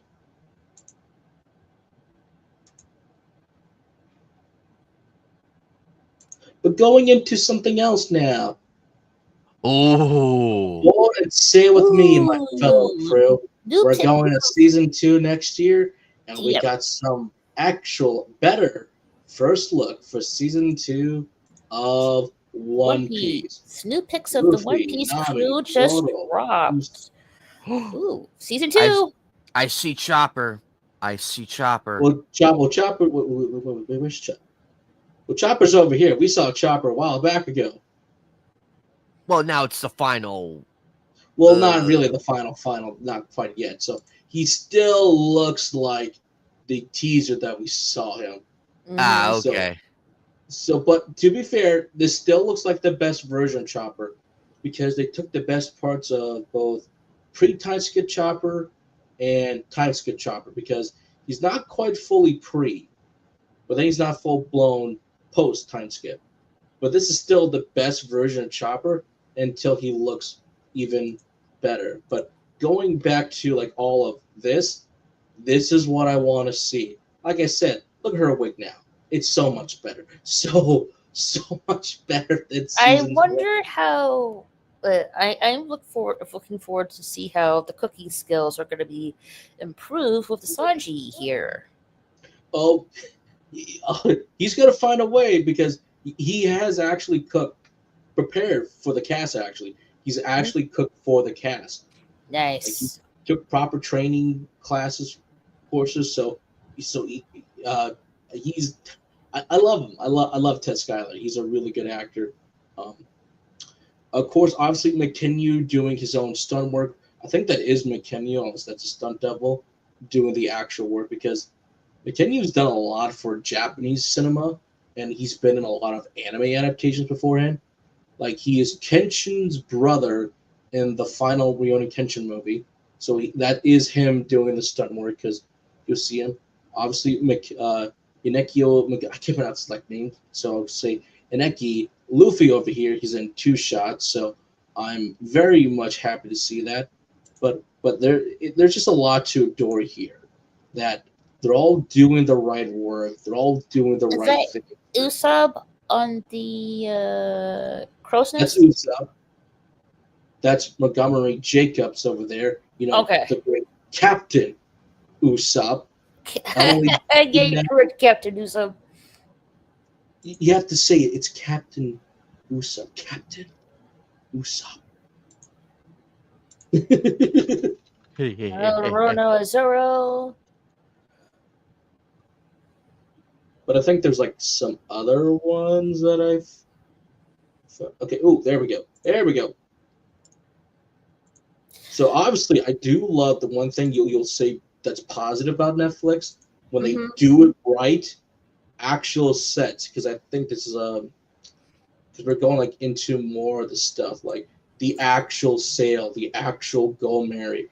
They're not just like, oh, we're on a green screen like we were with Bebop. They're actually in cities and towns getting this right. Because I think with Oda's World, you had to do full sets. Right. So I'm very excited for this. It looks so much good. This is what I want to see. It looks really impressive. To those who hunger for adventure, Season 2 is serving a voyage worthy for the crew of the future King of the Pirates. Gather yourselves and take a glimpse behind the scenes at the legendary journey ahead. Ooh. I'm liking this. They're getting better and better. But and which better town are? But I'm assuming they're going to be in Low So Town, now right? we're into the Grand Line. So I think what were the names? Road Town, I think. I think one was one of them called Whiskey something. Obviously, Nami, important Nami with the Navigator. So yes, Yes. thank you. Finally. Yes. Wait, does she wear glasses though? Okay. She does wear glasses because she also. So that's accurate. That's accurate. That's accurate. So if you do look at the actual like stuff they have for manga, all the other mediums out there, like in different fashion magazines, this is what the cast are actually wearing throughout season 1. Actually, they're not just in the basic uniform. Like when you're in Surf Village, Luffy is not in his normal pirate gear. He's actually wearing some actual clothing. You're like, oh wait, you look at the actual stuff, it's like, oh, so that's why. Even like Sanji's cape from the actual manga for the cooking. So this is actually what we need here. All right, so obviously, Go Mary in the outfit that you would see, I think, close enough to Alabaster that she was wearing. So Mhm. this is what we need to see. Oh, Obviously, McKenny still looks awesome as Zoro. My only I problem with like his version, I they like made his him look. too cool though. That's the downside. They made him too cool. But He needs to be a Rorizo goofball. is supposed to look cool. No, as in cool, as in the badass cool. I take no shit. Where Oh, he's okay. supposed to be an idiot, like he's a goofball as well. Like they do the joke still where he gets lost of like, dude, what are you doing down here? I was on my Because way to the main. Rorizo does not have a good sense of direction. Yes, they do that, but and he needs to just be a little bit more of a goofball, just a Right. little bit, not a whole lot, a little bit. Oh, But I can. I got the name wrong. Like the town you showed earlier. That could be that could be a Logue Town, I think. I got the name wrong. It's not Rouge Town. It's Logue Town. It's been a while since I've seen the first season Same here. I think and it is second supposed to be season. Log Town because that's where he's supposed to get executed, or Almost got close. His dad showed executed up. by Buggy the Clown. Yep. So I do like how everything looks. It's all accurate what we want to see. Even sets like this, it's like yes, the pages are leaping out at you. This is what we want to see to grab it. They have confirmed they are going to season 3 very quickly, so that's a bonus for all of us. Cool. But I won't be surprised after season 3 or even like 4, they take a small little break because when you do so much very quickly, even if we're still waiting, I'll be fine because no rush. Yes. If I had to take a guess where they could easily end it at, they could easily end it after CP9 actually, and say that's it for a while. We'll come back and do throw bark later, and then do the whole Ace's depth and everything. And that's the strange thing for season 2 right now. We don't see Ace yet because in the grand line, this is the first time we ever see Ace. Oh yeah, that's right. Which is a good thing actually. I see Yes. Smoker, Miss Wednesday, number 9, all the other guys, Crocodile. I wonder who's playing Ace. Nico Robin. Nico Robin, yep, I love Nico Robin. She looks amazing.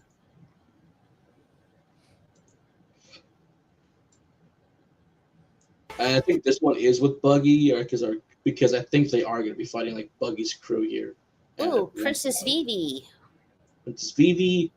We already talked about that, like on the Coming next year. So you gotta wait till next year. So it'll be fine. It's gonna be good. It'll be really good. Everybody will be there day one, like last time, like it was. Sweet. 2026, man, Joker.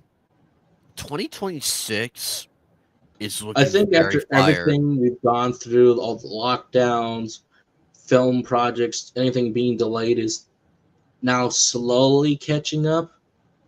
And with things getting more back to normal, I think this is gonna be a good year for 2026.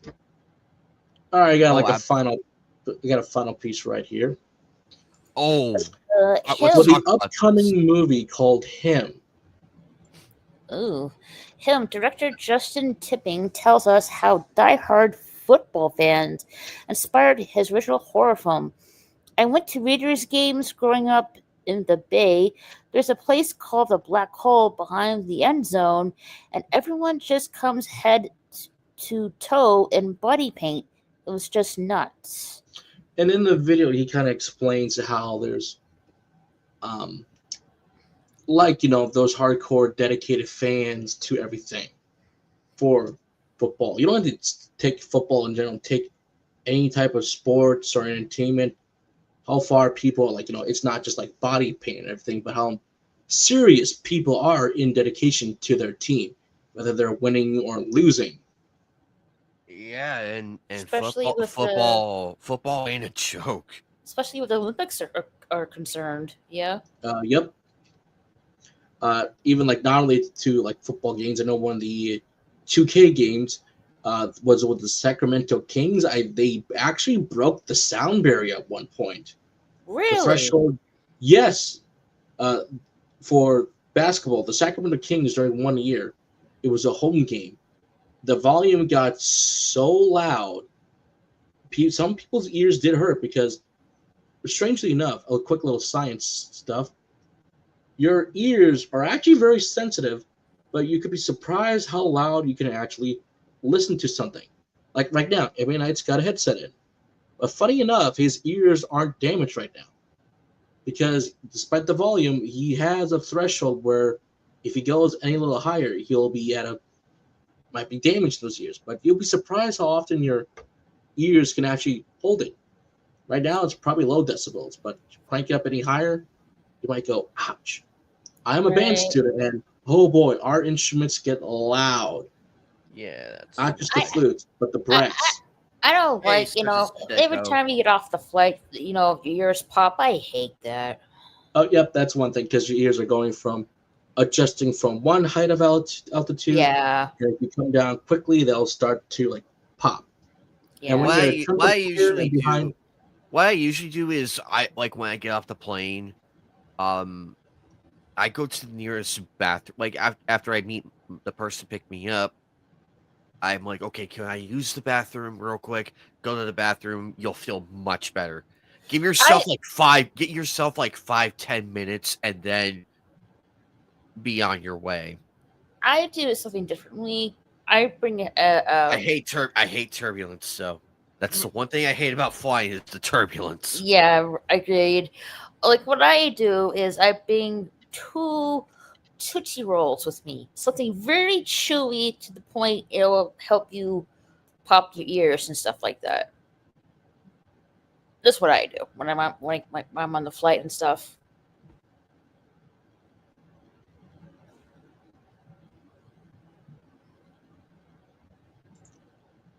I just remember my ears popping a lot. Some people bought like these little rapid foots, or they dubbed the rapid foot. So that when you rub it on your ear, that helps out a bit as well. But going back to him, it's there are a lot of dedicated fans out there. Or even here's remember this. Anyone I know is wrestling. Here's the thing though. The premise of him is this. How far are you willing to push yourself to become him? As in the greatest of all time. It is also a body horror film. And for those who have seen the trailers, you see these wonderful Mortal Kombat X-ray shots that they do in the film, which is so cool. But you got to remember, how far are you or anyone else are willing to damage your own body, mind and soul, psychological as well, to push yourself to become him? I think that's still an excellent premise. I wish I hadn't seen any of the trailers. I wish I saw this blind to get a better experience, but now my expectations are high because this could be the best film of the year for me or the wasted opportunity for how they keep describing the film. Because that's the truth in any form of entertainment. How far is anybody willing to go to become the best of the best and be the best to remain there? We've seen it happen many times. The greatest stars shine bright for these briefest of moments, and when they lose just once, then they're washed out. I mean, I know it's wrestling. How many times we've seen this for wrestling, or MMA, boxing, you name it. The stars shine bright for the briefest of moment, and when they lose just once, it's all over. Yep. And it's like the movie with the wrestler and everything. That people were I rewatched it knowing what I know now, and it's tragically sad because it's great to be a wrestler, but it shows the like the backside of it, like the dark side of it. And I think it told it really well, and I know a few people who are working on the indie scenes right now, and they say that it was accurate with the backstage and everything. And once you leave, and it also shows what happens with life outside and how hard it is to have a normal life of not wanting to go back in. It tells it beautifully. It tells it beautifully in that scene. And the same thing with this Joker, same thing with him. How bad it's like I bet after years of doing football, just that urge to go back out there. I'm pretty sure these people go through that, all the retired legends and everything. I bet you they're having that itch right now to go back out there and show up this current rosters and everything. Because believe me, I know He some of says, I them was willing to bear anything to become a pro wrestler. I trained constantly. Getting sick stopped me dead in my tracks. Ooh, yeah. Yeah.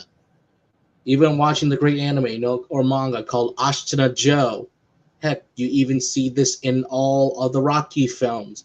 Look how much they train so hard to get out there. Even Rocky 3, once he wins in Rocky 2 and 3, where he's trying to defend the title, look how much people were willing to protect him and say, you don't need to do this no more. You don't have to. Until he gets retrained by Apollo Creed to regain his confidence. He becomes a little bit more better, stable mentally, and he's able to win again. But what happens in Rocky 4? Apollo wants to go back into the ring, even though the era of Creed was over. And what happened? Drago killed him. Yep, and that's the tragedy in the whole with Creed and all that, and it's so heartbreaking. Like, he wanted to do it. He wanted to get back in. It's like, you done enough. Maybe be a blessing in disguise, considering what happened to their bodies. Kurt Angle is practically crippled now. That is the danger of these sports and entertainment that we do not know about. You see people argue, fight against each other. There's actually a great documentary on YouTube called Boxing in the Age of Loneliness. I recommend people to go watch that documentary. Even just without watching it, I'm like, I'm going to watch this documentary. But someone told me, like, no, that's a great doc. Why have you watch it? Because I'm like, it's the title. Well, I'm not watching it, or I'm nervous. Boxing in the Age of Loneliness. Lonely are so many of your famous people. It doesn't have to be sports. How many singers have to be the best of the best to keep their voice in check, to not be in any scandals or allegations, to perform at the top of their career? All of a sudden, one simple slip up, it's all over. Even if it wasn't their fault, it's going to be all over. I keep saying this. I love Sabrina. I'm not the biggest Sabrina Carpenter fan, but I like to use her as an example that, off the record, in any case, anything happens to her, it's all over. There's no looking back at anything. It doesn't have to be her. But what happened to MJ? All those false allegations against him, the best of the best of his career, all of a sudden, this happens. People turned against him. They didn't want to believe the allegations. They thought it was true. But when he fought back, and boy, did he fight back and won his case, now we're all forgiving him. Now, instead of believing the guy you should have believed in. I have never believed the allegations, and I knew MJ has always been innocent. The more time people keep bringing up, I'm like, we have so much evidence here that proved he was innocent, and yet you're still saying he's guilty. Shame on you.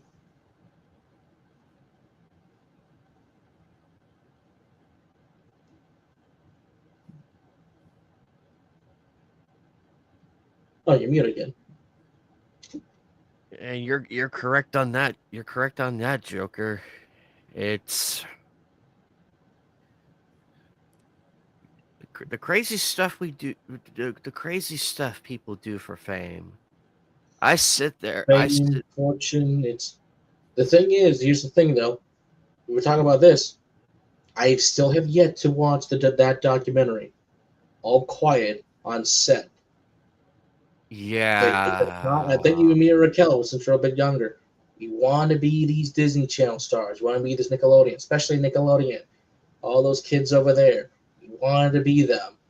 And yeah, when that doc came out, it changed people's eyes, despite the fact all of the warning signs were there. Yeah, that one was wild. I'm like, thank God I didn't pursue that because I don't think they would have liked me. They would not have liked me. But it's just so weird how and look who came out of the woodwork trying to deny everything. It's more telling. The people coming out against the film, I mean against that documentary, says a lot more than anything.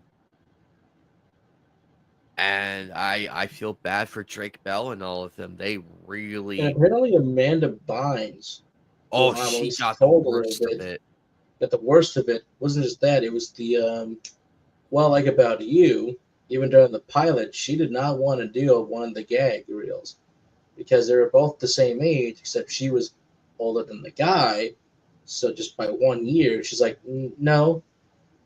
Well, the people who were supposed to be her friends were several years ahead of her. So I'm like, well, it's Hollywood. But at the same time, it's like, ugh. But at the same time, I don't know if those guys did respect her or not, but I'm pretty sure, looking at the chemistry, they all seem to be normal. Unless I watch the actual episode with her in it, because then I just don't know. But it's those things that, again, we don't know what goes behind the scenes. It doesn't have to be sports. You don't have to be a singer or an actor, because there are stories after stories where people say, I want this lifestyle. And so many of them say, no, you don't.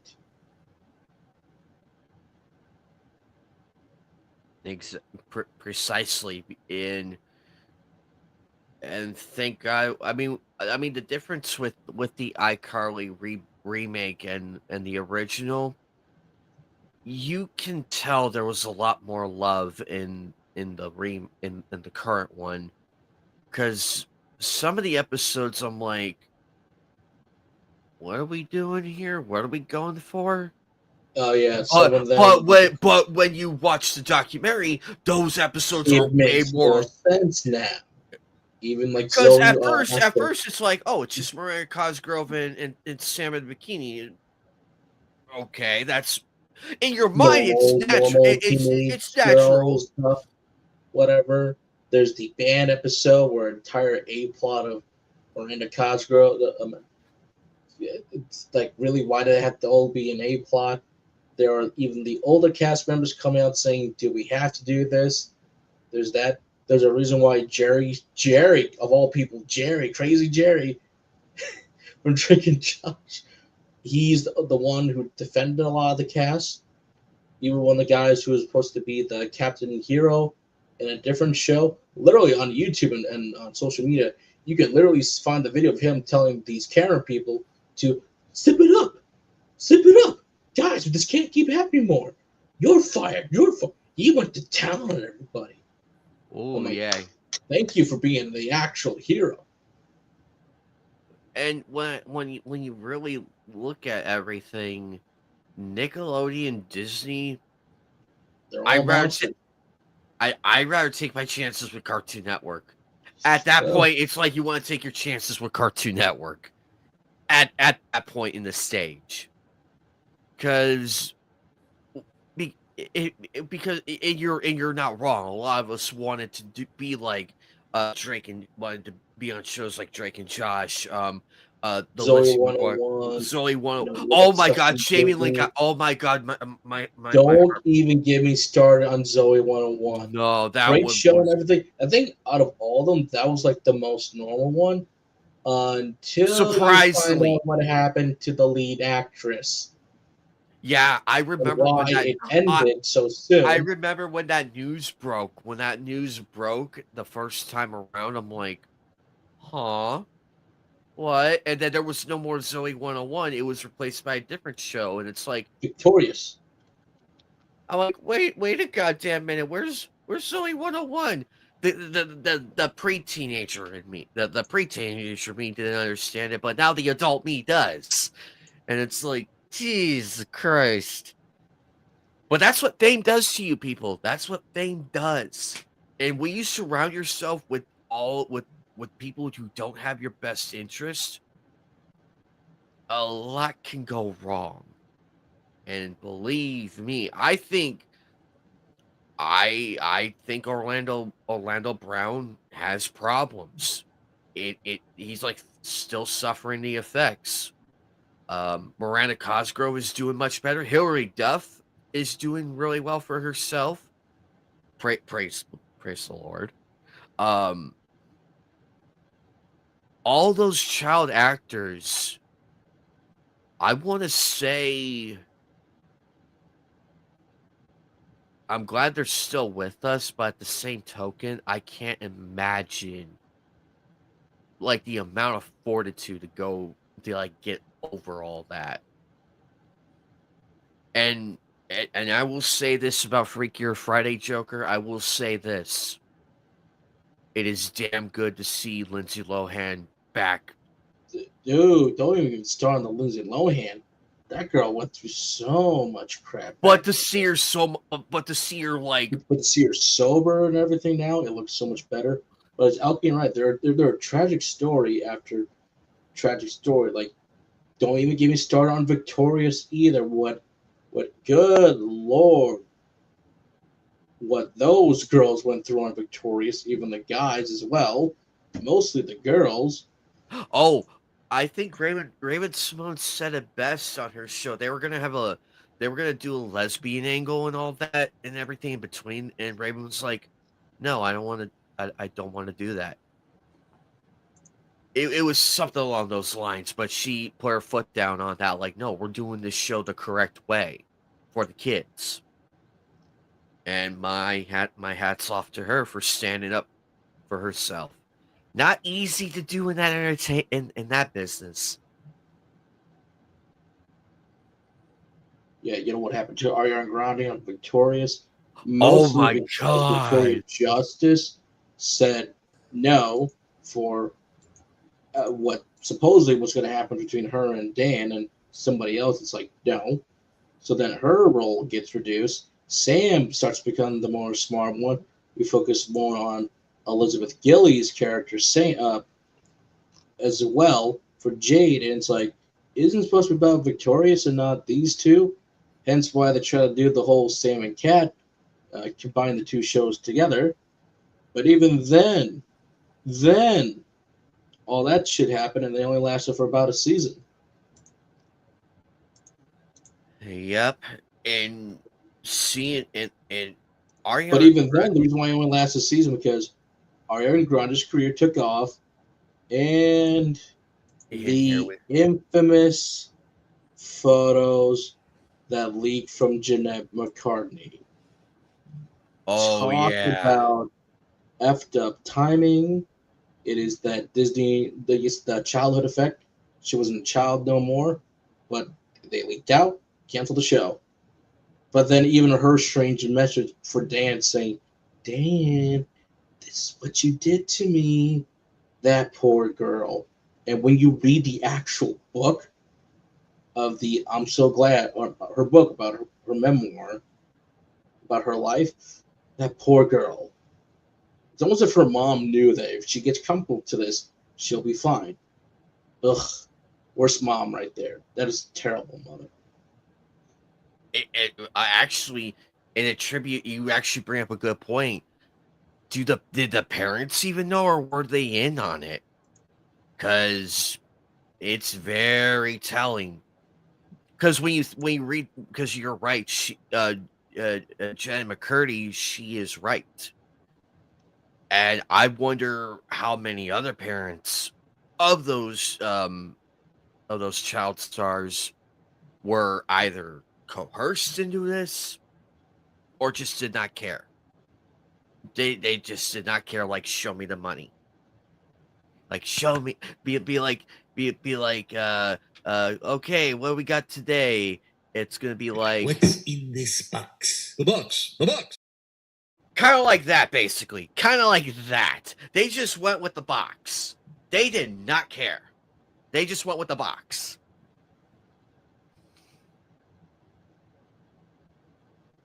Oh, yeah. Yes. Uh, Joker, do you want to talk about the housemaid? Ooh, yes, actually, You want yes, you want this to be our final segment? yes. So I got something. I got our Anime Night's favorite waifu, Spider-Man, over there. Yes, Hey, apparently. cast her as Emma Frost. Emma Frost, psychic mommy.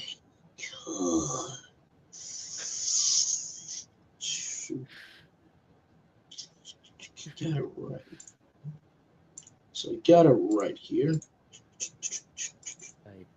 So one more horror news for the road.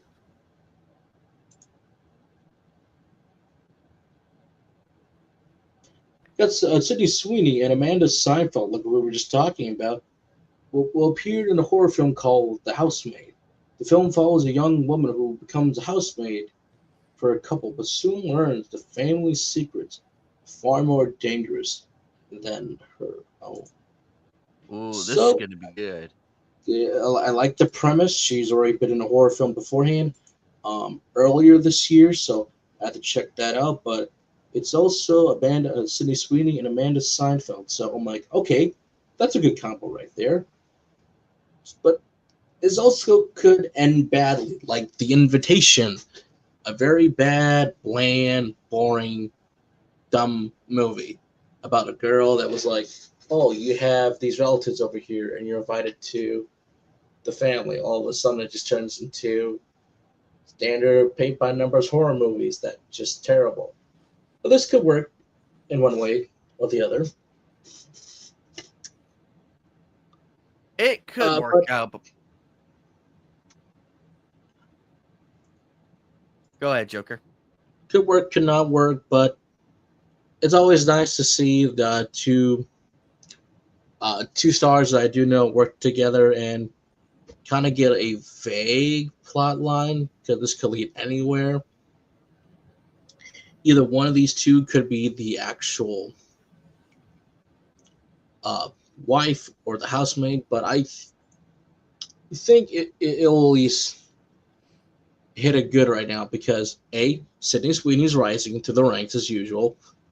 She had a couple films out this year. The whole American Eagle ad is doing well, so we'll see. We'll see how this goes. That's the only thing I can really say is wait and see. I kind of like what I hear, but I need a proper trailer. Yes, we need a proper trailer for this. This is shaping up to be good. And I'm glad it's a new premise too, Joker. I'm glad it's like something different.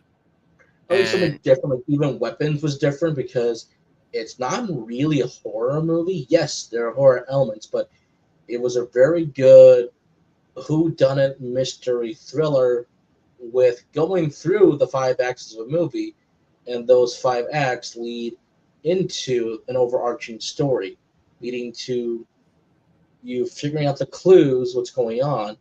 But on the second watch, it truly becomes a movie that played with emotion and fear without you even realizing it.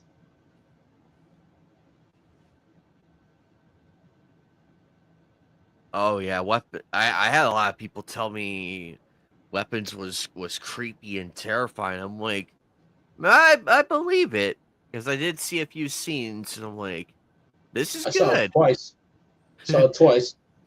And on the second watch, because I knew every single little twist, it does become a different movie the second time you watch it. It's still the same movie, but when you really think about it, some of the current events too as well, it's like, damn, this is just tense. Very good. So that's really all I have to share. We got a lot to talk about the horror side of things. We Yep. got some good anime stuff and content that we all very much love to see. Please, cinemas, especially in my hometown, get more anime projects Yes. And there's Get I your have money. some good news as well. Good I'm news. just finding this out. So last Share, Monday, share. um, the Good Smile companies since last Monday have resumed all shipments to the U.S. Yay! That's the wonderful Yes. news to go off on. Yay!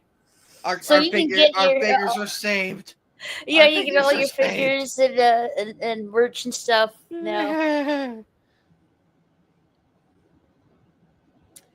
It's excellent to hear. I can get my uh probably the You ain't Hatsune wrong, figure. Alchemy. You So ain't I've wrong, heard about Alchemy. that. So I've heard about that, so I gotta watch it. So But that's wonderful news. Finally, some good news on the Yes. anime front. Jesus Yeah, Christ! I can buy some Hatsune oh, figures and some other I can stuff say this over for anime there. news. Oh wait, wait! I can do this. I can do this. What? What's up?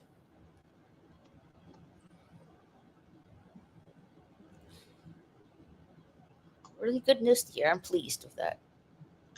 Good news, everybody. We did What? it. What? What? Are you Here, kidding me? here's the teaser art for Steel Ball We've had the Run, teaser art for a while, JoJo's but Bizarre now it's Adventure, officially confirmed. based JoJo on parts. the manga by am I saying that right? Hirohiko Araki, coming soon only on Netflix. Yep, we did it. We did it. We did it, Part 6 fans. We got JoJo trending for all three parts, or for all three batches of episodes, and we knew this was going to happen. So Oh yeah. bring out the confetti. Yes, indeed. Part 7 is coming. Steel Ball Run to Netflix, but however, pull the SpongeBob clip, please. How many times do we have to teach you this lesson, old man? There better not be batches of episodes this time. I would be fine with batches of episodes. But people really want JoJo Fridays back Netflix. And I know you've been doing very well over there lately with Netflix with anime content. And I know you have been giving me weekly episodes for anime, sub or dub. But the problem with Stone Ocean that everybody disliked about was the fact that they were all in batches of episodes. It took an entire year to get all 38 episodes. Was it worth it? Yes. But it was also very long and slow to get those episodes. However, at the same time, I think we all forgot what David Production was working on over there at the time. They were working on Fire Force Season 1 and Season 2. Hell, they were working on Spriggan. I bet that's an anime you guys forgot about. They were working on Spriggan. Yep, all on Netflix. If I'll ever get a continuation or not. Because they did more episodes than the movie, which is like episode 1 is before the movie, episode 2 is literally the movie back in the day, and then the rest are continuing from the manga. So I don't even know if I'll get more Spriggan episodes now. I don't know if that was successful enough for David and WB Japan to be like, we'll get more episodes out the door. And you got to remember, they were working on Fire Force. So to avoid a Studio Mappa situation again, they were probably like, if it's not done yet, that's fine. We'll let you guys develop the episodes better, get them out the door when they need to be. But the problem with that was that because we were waiting so often, not to mention to let the Japanese audience get caught up as well to us, because we got it first before the Japanese audience, especially when it was on cable over there still. So we were waiting for a while for them to get caught up. So, with all that being said, they have adopted the more weekly episodes more often, or we'll get a batch of episodes that are in Japanese for a while, then we'll get the dub episodes, or we'll get everything all at once. Like still getting stuff all at once, Seven Deadly Sins. We still get all those episodes all at once, and a few others out there. So, my hope and concern, we can get back to JoJo Fridays again. because I think that was cool. Watching every episode on a Friday night for JoJo was really cool because the community was all interacting together. They were always wondering what was going to happen, except for us manga readers who knew it. You have the manga right there. Go to your local manga store. Ask for JoJo. You'll like it. Part 7. It's in a new timeline, so you don't even need to watch or read parts 1 through 6. This is a new timeline. We're in America now. This is the Western JoJo family. This is going to be great. So hopefully, I am hoping it needs to be weekly episodes because this will please everybody who is in the JoJo fan, and you'll win a lot of positivity back. Because if not, I have to go all Father Rage on you right now. Now you've made me very, very, very. Yeah, get it. And just not care. Because I get JoJo regardless, so I win either way. But other people in the community might be upset. So Netflix, do your job. You have one job. Weekly episodes. And second thing, market JoJo. Because Anime Night knows me. I had to market part 6 for them. I was like, who's in charge of this shit? Let me fix this for you. So people knew that JoJo was still happening. But it's coming soon. I'm going to suggest, if we got to make a prediction, probably next year. I think we'll probably get JoJo next year.